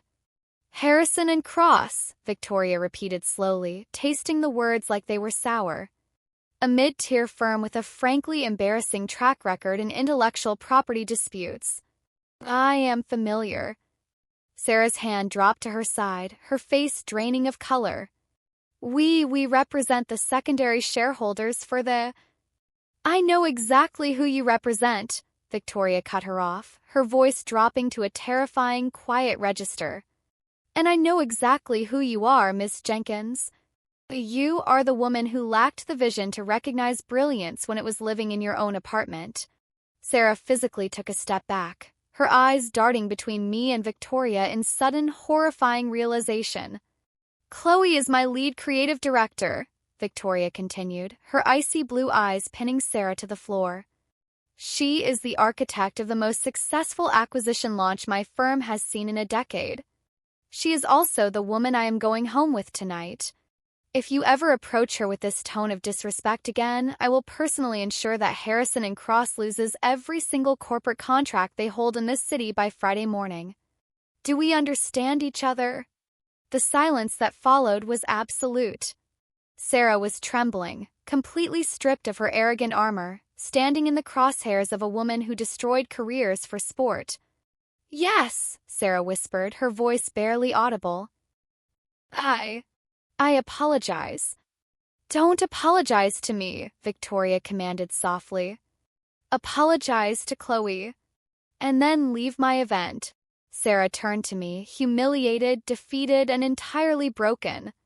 I'm sorry, Chloe. She didn't wait for my response. She turned on her heel and practically sprinted toward the coat check, disappearing into the crowd. I stood at the bar, my heart pounding a triumphant, soaring rhythm against my ribs. I looked at Victoria. She took a sip of her scotch, completely unfazed, the terrifying executive mask already slipping away to reveal the warm, proud woman beneath. You handled her perfectly before I even arrived, Victoria murmured, reaching out to brush a stray lock of hair behind my ear, her fingers lingering against my jaw. I almost didn't intervene. But I admit, I wanted to watch her break. You are a menace, I laughed, a dizzying wave of pure affection washing over me. I am protective of my investments, Victoria corrected, her millimeter smile finally making an appearance. She set her scotch down on the marble bar and stepped closer, the heat of her body radiating through the sharp tailoring of my suit. And you, Chloe, are the best investment I have ever made. Are you ready to go home? I looked around the glittering ballroom, at the empire I had helped build, and then back at the woman who had handed me the matches to light the fire. Take me home, I whispered. End of Part 7. Part 8. The morning after the gala, the Soho loft was bathed in the warm, golden light of an early autumn sun. I lay in bed, wrapped in a tangled cocoon of white sheets, listening to the rhythmic, comforting sound of the espresso machine humming in the kitchen. When I finally dragged myself out of bed and padded into the living area, I was met with a sight that still, even after 6 weeks, managed to make my heart skip a beat. Victoria was standing at the kitchen island, bathed in the morning sunlight. She had completely shed the terrifying corporate armor of the previous night. Instead, she was wearing one of my oversized, faded graphic t-shirts that hung off one shoulder, her bare legs long and athletic against the dark hardwood floor. Her blonde hair was a messy, untamed halo around her face, and she was scrolling through her phone with one hand while holding a steaming mug of black coffee in the other. She looked up as I approached, the intense focus in her icy blue eyes instantly melting into a dark, swirling warmth. Good morning, she murmured, setting her phone face down on the marble counter. She reached out, wrapping her free arm around my waist and pulling me flush against her. Good morning, I smiled, wrapping my arms around her neck and leaning up to press a soft kiss to her lips. She tasted like dark roast coffee and morning heat. You're up early for someone who single-handedly destroyed a mid-tier law firm at midnight. Victoria let out a low, breathless laugh, her thumb tracing the line of my hip. The market opens at 9:30, Chloe. Rest is a luxury I rarely indulge in. Though I admit I found it incredibly difficult to leave that bed this morning. I rested my chin on her chest, completely content. The events of the gala, the triumph of the Botanique launch, the absolute obliteration of Sarah's ego, felt like a dream.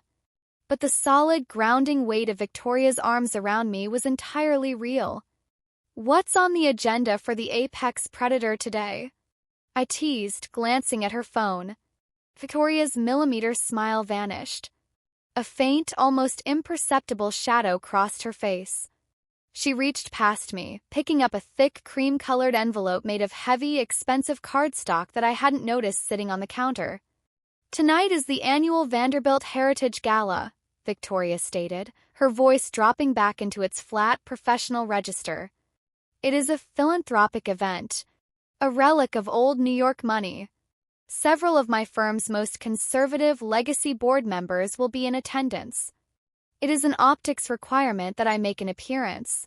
I frowned, sensing the tension radiating from her shoulders. "You hate networking events, especially the old money ones." "I do," she agreed, her jaw tightening slightly. "They are tedious, hypocritical, and entirely inefficient. But more importantly, it is a foundation event, which means Eleanor will be there." The name hung in the air, heavy and suffocating. Eleanor, the ex-wife, the woman who had wanted Victoria to shrink her ambition and file down her edges to fit into a polite high society box. I had never met her, but the invisible scars she had left on Victoria were undeniable. "Do you want me to come with you?" I asked immediately, stepping back slightly to look her in the eye. Victoria hesitated. It was the first time I had ever seen her look genuinely uncertain. "Chloe, the people at this event are not like the corporate sharks you faced in the boardroom. They are polite, quiet, and profoundly venomous. They smile at you while they calculate exactly how much you are worth. I do not want to subject you to that environment."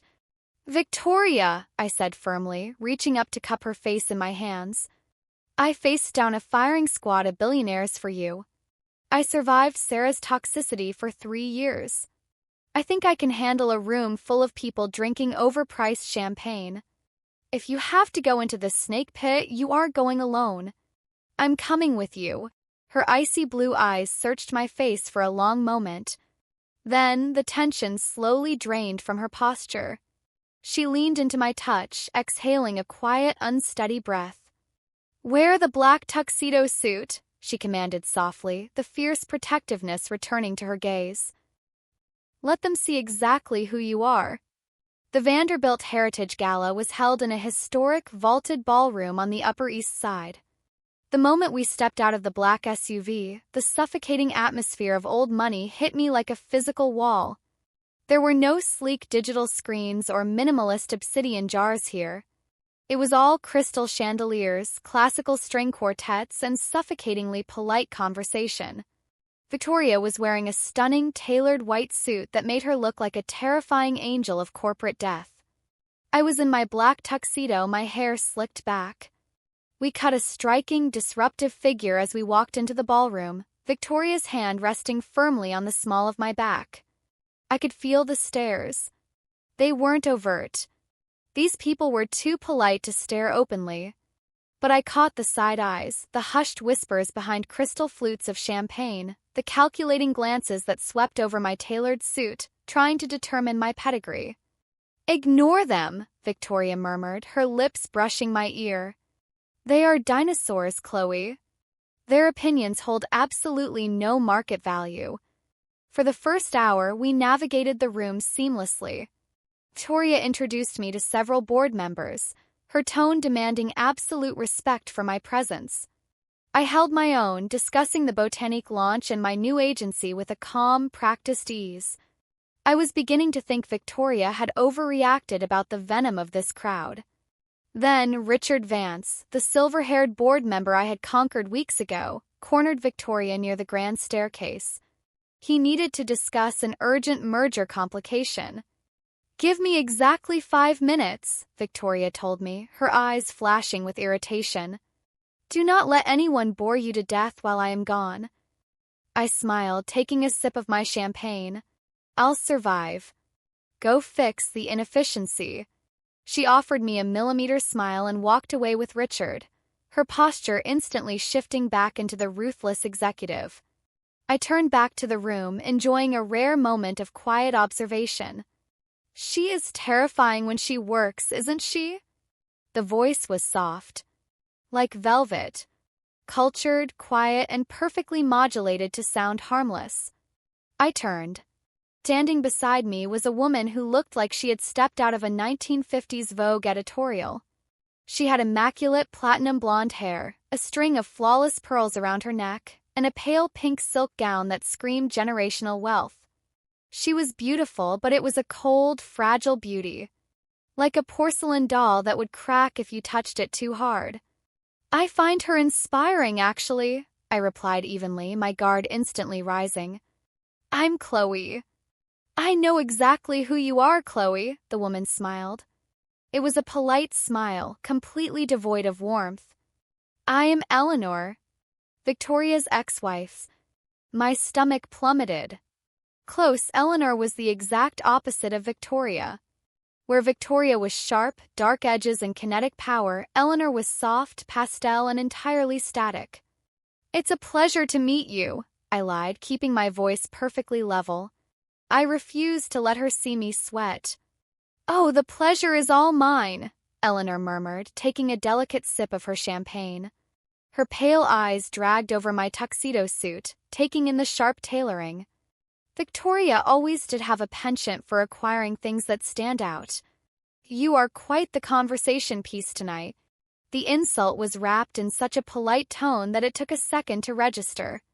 Acquiring things. Conversation piece. "I'm a creative director, Eleanor," I corrected sharply. "Not an acquisition." Eleanor let out a soft, tinkling laugh. "Of course you are, darling. I read all about the Botanique launch. It was very impressive. Victoria bought you a lovely little agency to play with, didn't she? Just like she bought me that pediatric wing at the hospital." The words hit me like a physical blow to the chest. The air in my lungs suddenly felt very thin. "She didn't buy me anything," I said, my voice tightening. "I earned my contract in a boardroom." Eleanor sighed, a condescending, pitying sound that made my blood boil. "Oh, Chloe. You are so young. Do you really not understand how she operates?" She stepped closer, the cloying scent of roses and expensive powder washing over me. "Victoria is a corporate raider," Eleanor said quietly, her voice dropping into a venomous whisper. "She doesn't know how to love people. She only knows how to fix them. She finds failing assets, broken companies, struggling freelancers, and she injects capital into them until they function the way she wants them to. But here is the tragedy of Victoria Sterling." Eleanor leaned in, her pale eyes locking onto mine with absolute chilling certainty. "The moment the asset is fixed, the moment it can stand on its own, she loses interest. She is addicted to the repair, Chloe, not the maintenance.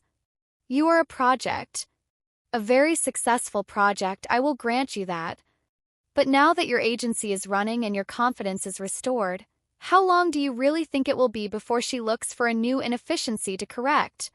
I stared at her, entirely paralyzed. It was my deepest, darkest fear, dragged out of the shadows and weaponized against me. I had gone from a broke, insecure graphic designer to the head of a massive agency in 6 weeks, entirely propelled by Victoria's capital and Victoria's belief in me. What if Eleanor was right? What if Victoria was only attracted to the vulnerability? What if I was just another broken thing she had bought and rebranded? "You don't know anything about us," I whispered, though my voice lacked the fierce conviction I desperately wanted it to have. "I was married to her for 5 years," Eleanor smiled sadly, stepping back. "I know exactly how this story ends. Enjoy the penthouse, Chloe. While it lasts." She turned and glided away, disappearing into the sea of diamonds and tuxedos, leaving me standing completely alone, my chest tight with a sudden, suffocating panic. "Chloe." Victoria materialized at my side, her white suit a stark contrast to the dark shadows creeping into my mind. She reached out, her cool fingers wrapping around my wrist.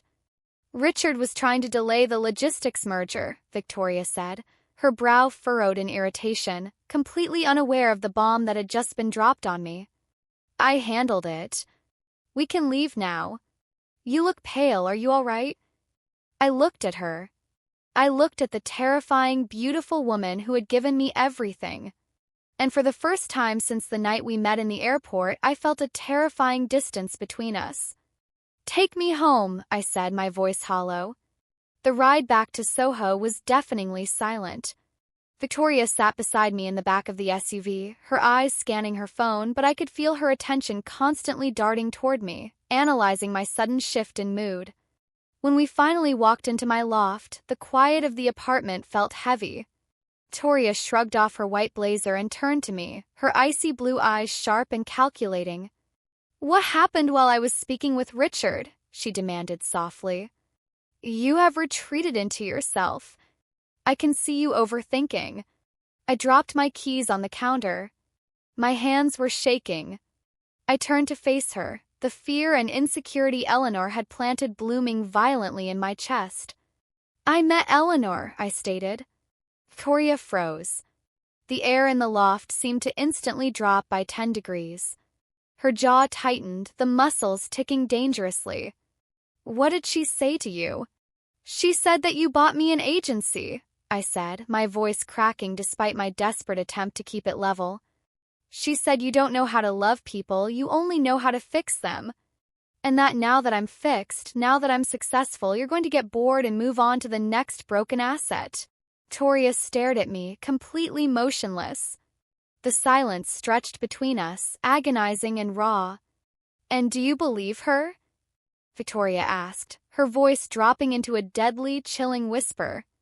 I looked at her, tears finally blurring my vision. "I don't want to." "But Victoria, look at us. Look at how this started. I was broke. I was desperate.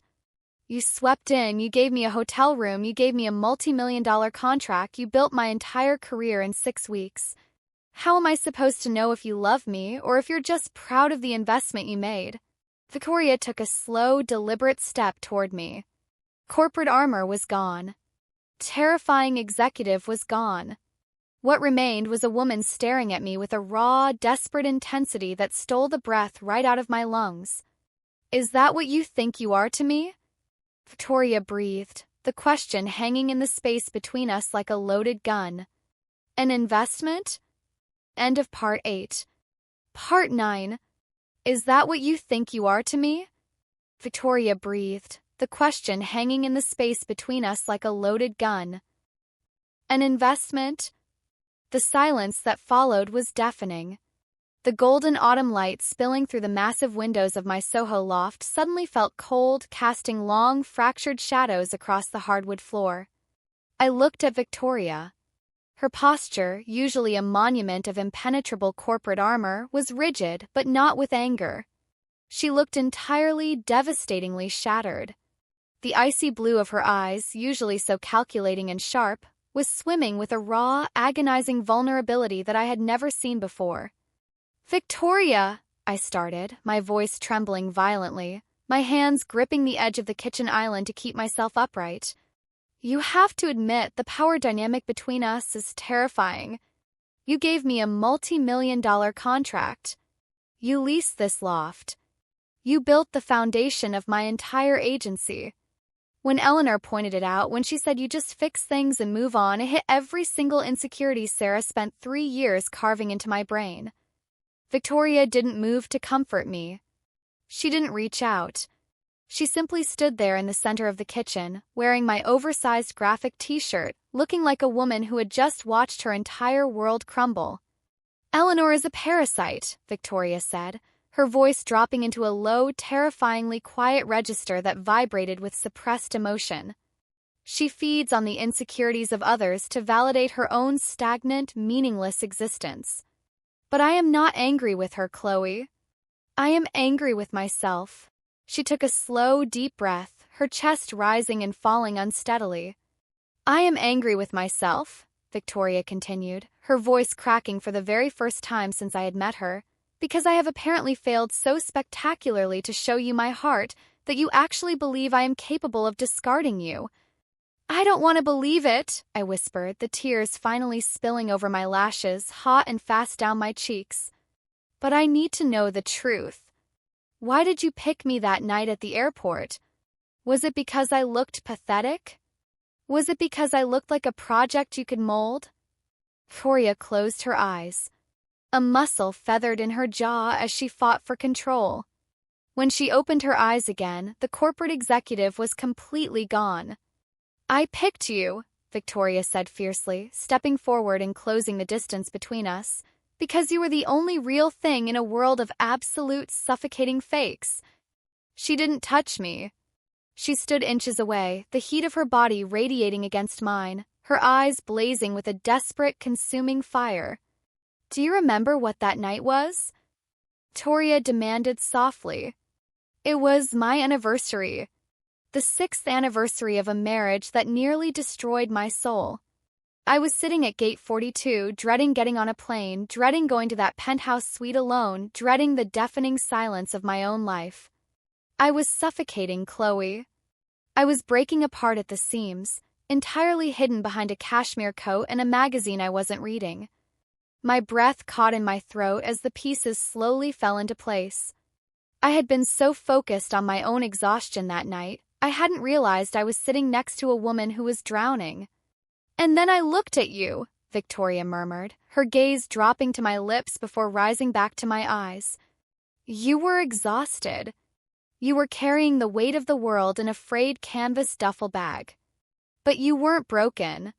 When that man yelled at the gate agent, you stepped forward. You were fiercely, beautifully resilient. You possessed a quiet, unyielding strength that I had spent 5 years searching for in boardrooms and high society galas and never found." She slowly raised her hands, her cool, elegant fingers gently framing my tear-stained face. Her touch was a shock to my system, grounding me instantly. "I didn't offer you that hotel room to fix you," Victoria whispered, her thumbs brushing away my tears. "I offered it to you because I was terrified of being alone, and you were the only person in that terminal whose presence made my chest stop aching. I didn't give you a contract because you were a charity case. I gave it to you because you are a creative genius, and I am a ruthless businesswoman who refuses to let a high-yield asset walk out of her life." She leaned in, resting her forehead against mine. I could feel the frantic, heavy beating of her heart pressing against my chest. "I do not want to fix you, Chloe," she breathed, her voice laced with absolute, undeniable devotion. "You were already a masterpiece when I met you. I just bought the gallery so I could put the spotlight exactly where it belonged. But if you truly believe that you are nothing more than a line item on my spreadsheet, if Eleanor's poison is stronger than what we have built in this loft, then tell me now. Because I will not force you to stay in a relationship where you feel like you are owned." Victoria slowly pulled her hands away from my face. She took a deliberate step backward, putting physical distance between us. The sheer discipline it took for her to step away, to hand the power entirely over to me, was staggering. "The choice is yours," Victoria stated, her voice quiet but ringing with finality. "If you want out, I will transfer the Botanique account entirely to your agency, legally separating it from Sterling Restructuring. You will have your autonomy, your wealth, and your freedom. And I will walk out that door and never speak to you again." She stood there, perfectly still, waiting for my verdict. It was the ultimate surrender. The apex predator, the woman who commanded billions, had just completely disarmed herself and handed me the knife. I looked at her. I looked at the dark circles under her eyes, the messy blonde hair, the oversized t-shirt that belonged to me. I thought about the way she defended me against Sarah. I thought about the way she challenged my designs, demanding my best because she believed I was capable of giving it. I thought about the way she kissed me in the dark, as if I was the only oxygen left in the room. Eleanor didn't know anything. Eleanor knew a woman who was stifled, caged, and forced to play a role. But I knew Victoria. "You're an idiot," I said, my voice cracking with a watery laugh. Victoria blinked, completely taken aback. "Excuse me." "You're an absolute, terrifying, brilliant idiot," I repeated, wiping the remaining tears from my face. I stepped forward, closing the distance she had just created. I reached out, grabbing the collar of the oversized t-shirt and pulled her roughly toward me. "Did you honestly think," I hissed, my face inches from hers, "that you could walk into my life, show me what it feels like to be truly seen, Make me fall entirely, hopelessly in love with you and then just offer to walk out the door? Victoria's breath hitched. Her icy blue eyes widened in shock. Chloe. I don't want the Botanique account without you, I said fiercely, my hands sliding up from her collar to tangle in her blonde hair, gripping tightly. I don't want the autonomy if it means waking up in this loft alone. Eleanor was right about exactly one thing. You do acquire things that stand out. But she was dead wrong about how this story ends. I looked deep into her eyes, burying the ghost of my insecurities once and for all. I wasn't the broken graphic designer anymore. I was her equal. You don't own me, Victoria, I whispered, dropping my voice into a low, commanding register that mirrored her own. I am choosing you. Willingly. I am choosing the boardroom battles, the high society snake pits, and every single terrified, vulnerable piece of your heart that you try to hide behind your corporate suits. You are mine. A shudder ripped through Victoria's entire body. The shock in her eyes was instantly swallowed by a dark, ravenous, obliterating hunger. Say that again, Victoria commanded, her voice a ragged, desperate rasp. Her hand shot out, gripping my waist with a bruising, possessive strength. You are mine, I repeated against her lips. Victoria let out a guttural sound that was half sob, half growl, and crushed her mouth against mine.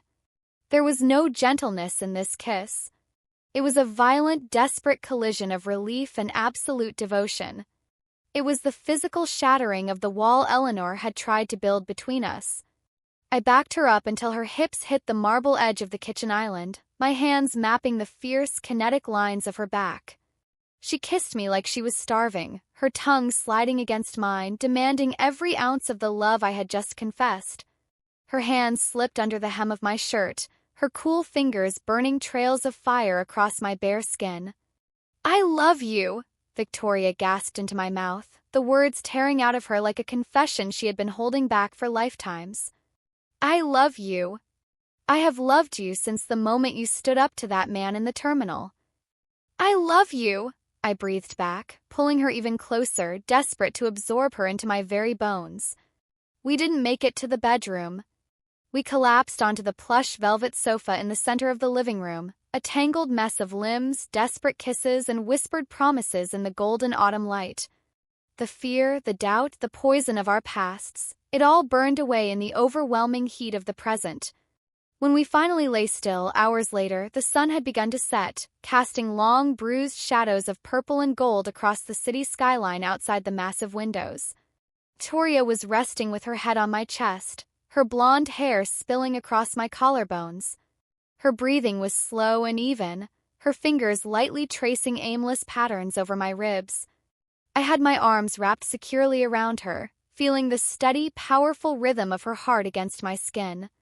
Chloe, she murmured sleepily, her voice soft and unguarded in the quiet dusk. Yeah, I whispered, dropping a kiss into her hair. Next week, the firm is negotiating a hostile takeover of a luxury fashion house in Milan, she said, trailing a finger up to rest against my heartbeat. Their branding is atrocious. They desperately need an overhaul. I couldn't help the laugh that bubbled up in my chest. Even in the aftermath of a total emotional breakdown, the apex predator never fully slept. Is that so? I smiled, tightening my grip on her. It is, Victoria said, tilting her head up to look at me, her blue eyes gleaming with that familiar, intoxicating challenge. I am flying out on Tuesday. I am going to gut their current executive board. And I am going to need my lead creative director by my side to build the empire that takes its place. I looked at the woman who had completely rewritten the trajectory of my life. I wasn't just a passenger anymore, I was the co-pilot. Book the tickets, Ms. Sterling, I murmured, leaning down to capture her lips in a slow, promising kiss. We have a market to disrupt. End of Part 9. Part 10. Milan, Italy. 6 months later. The boardroom of Casa di Rossi smelled of stale espresso, expensive leather, and centuries of inherited arrogance. It was a sprawling, ornate room with frescoed ceilings and heavy velvet drapes that completely blocked out the brilliant midday Italian sun, as if the executives inside were terrified of the light. And looking at the financial reports sitting in front of me, they had every reason to be. I sat at the polished mahogany table, running a finger over the edge of my bespoke crimson-red tuxedo jacket. I had chosen the color deliberately.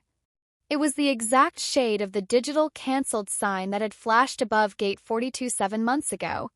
Felt fitting for today. Beside me, Victoria was a monolith of terrifying calm.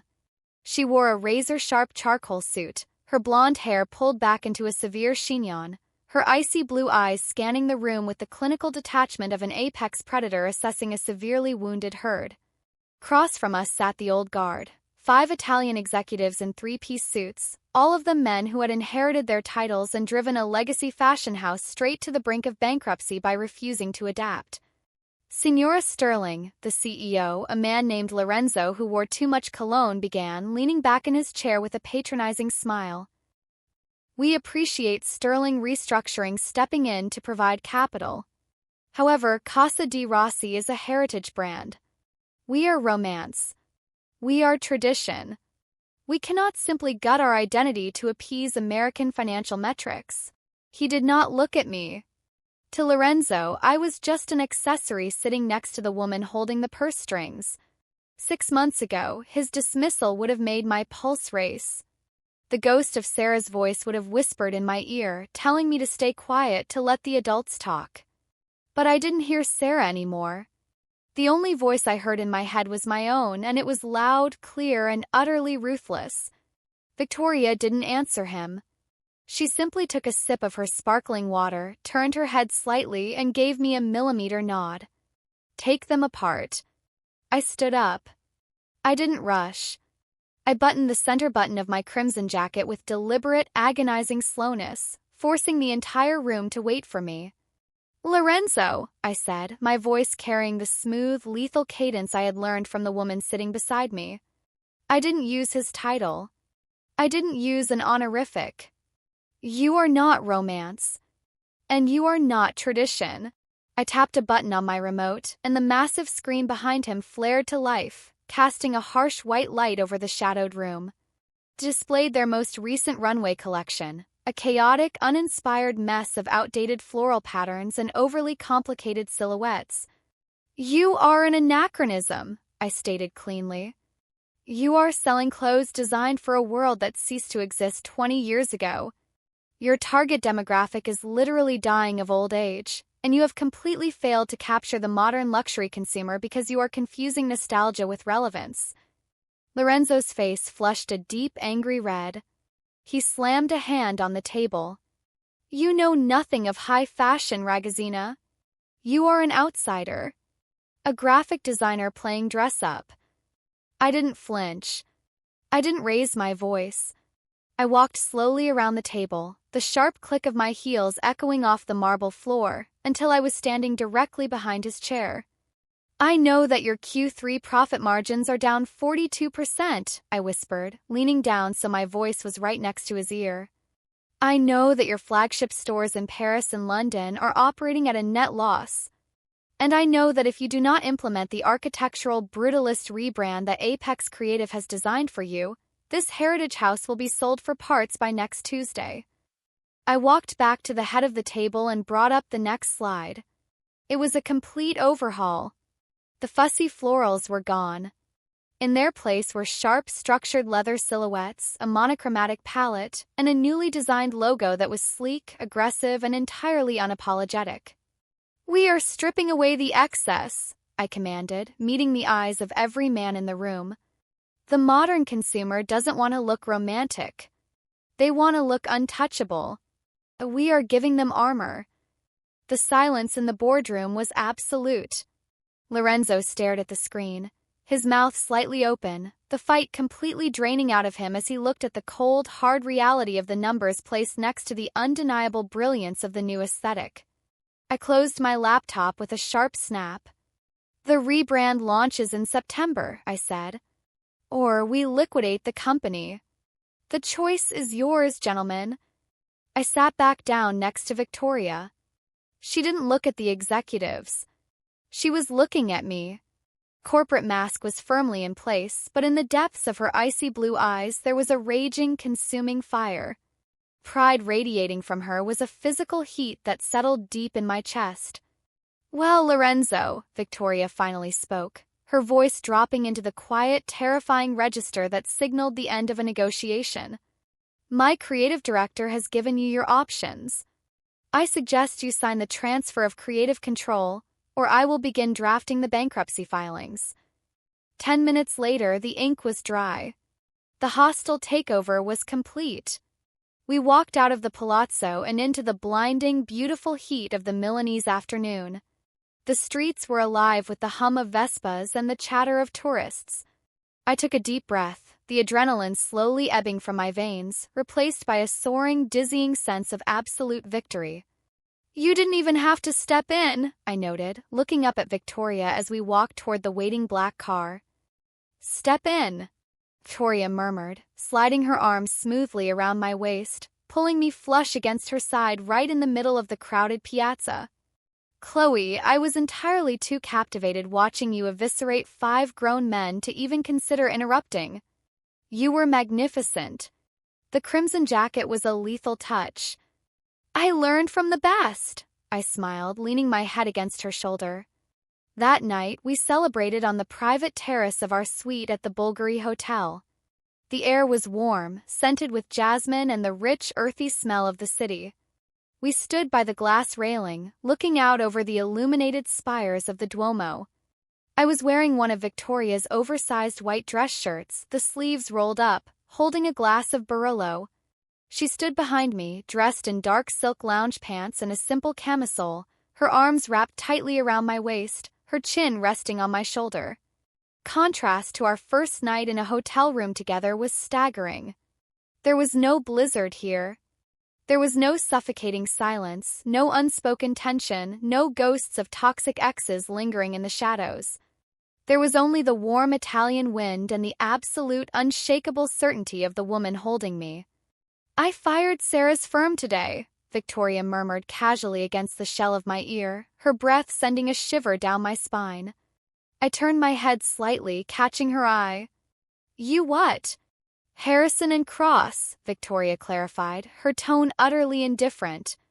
"They were handling a minor logistics contract for a subsidiary we acquired last month. I terminated the relationship this morning. I told them their firm lacked the visionary aggression required to represent my assets." A laugh bubbled up in my chest. "Victoria, you are the most vindictive, terrifying woman on Wall Street." "I am fiercely protective of what is mine," she corrected, pressing a soft kiss to the side of my neck. She turned me around so I was facing her, her blue eyes dark and serious in the moonlight. "And you, Chloe, are mine." She reached into the pocket of her silk pants and pulled out a small, flat velvet box. My breath hitched. My heart executed a flawless backflip in my chest. Victoria opened it. Resting inside was not a diamond ring, but a vintage, stunningly crafted silver compass. It was heavy, industrial, and completely unique. "I am not going to ask you to marry me tonight," Victoria said softly, her thumb tracing the intricate engraving on the silver lid. "We have our entire lives for that, and I refuse to rush the architecture of our future. But I wanted to give you this." She took the compass out and placed it in the palm of my hand. The metal was cool, but it immediately began to warm against my skin. "For 5 years, I let Eleanor dictate the direction of my life," Victoria whispered, her gaze locked onto mine, completely bare and unguarded. I lost my true north. I became a machine because it was the only way I knew how to survive the cold. And then a blizzard grounded my flight and I looked to my left and I found it again. Tears pricked the back of my eyes. I looked down at the compass. On the back, engraved in sharp, elegant lettering, were the coordinates of JFK Airport, Gate 42. "You are my true north, Chloe," Victoria breathed, stepping into my space and framing my face with her hands. "You are the warmth. You are the fire. You are the only investment I will ever make with my soul." I couldn't speak. I closed the distance between us, wrapping my arms around her neck and pulling her into a kiss that tasted like red wine, tears, and absolute unending devotion. She kissed me back with a desperate, beautiful ferocity, backing me up until I was pressed against the glass railing of the terrace, the city of Milan sprawling out endlessly below us. "I love you," I gasped against her lips, my hands tangling in her blonde hair. "I love you so much." "I know," she murmured, resting her forehead against mine, that breathtaking millimeter smile blooming into something wide, real, and entirely radiant. "I noticed." 2 days later, we stood in the first-class lounge at Malpensa Airport, waiting for our flight back to New York. The agency was thriving. The Botanique rebrand was an empire. Casa di Rossi was about to be reborn. We had conquered everything we had set out to destroy and rebuilt it entirely in our own image. I was drinking a black coffee, leaning against Victoria's side, when the digital departure board above our gate let out a sharp, mechanical hum. I looked up. Text flickered, shifted, and the flight time for our return to JFK turned a bright, fluorescent red. Delayed weather system. I stared at the red letters, a slow smile spreading across my face. Victoria looked up from her phone, her eyes narrowing slightly as she read the board. She let out a soft sigh, slipping her phone into the pocket of her camel coat. "It appears," the terrifying, beautiful apex predator murmured, turning to look at me with a gaze full of dark, simmering promises, "that we are going to need a hotel room." I looked at the woman who had completely rewritten my universe, feeling the heavy silver compass resting against my heart. "Just make sure," I smiled, sliding my hand into hers, "that there is only one bed." End of story. Phew, okay, can we just take a collective breath? Because that ending had my heart doing literal backflips. If you are still here with me, thank you so much for listening to this entire journey.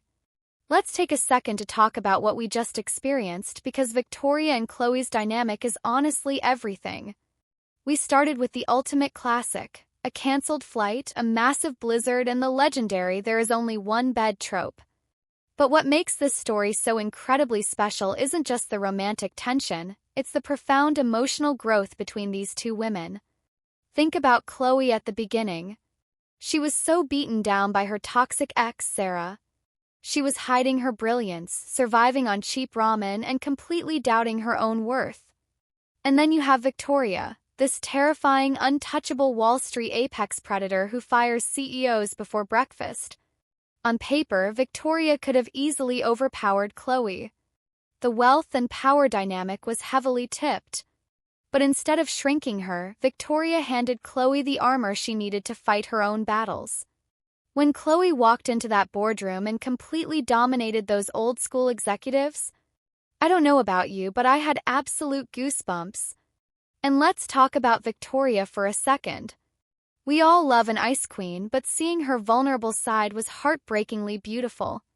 Her ex-wife Eleanor wanted her to be smaller, quieter, and less ambitious. Eleanor was terrified of Victoria's fire. But Chloe didn't just accept Victoria's fire, she matched it.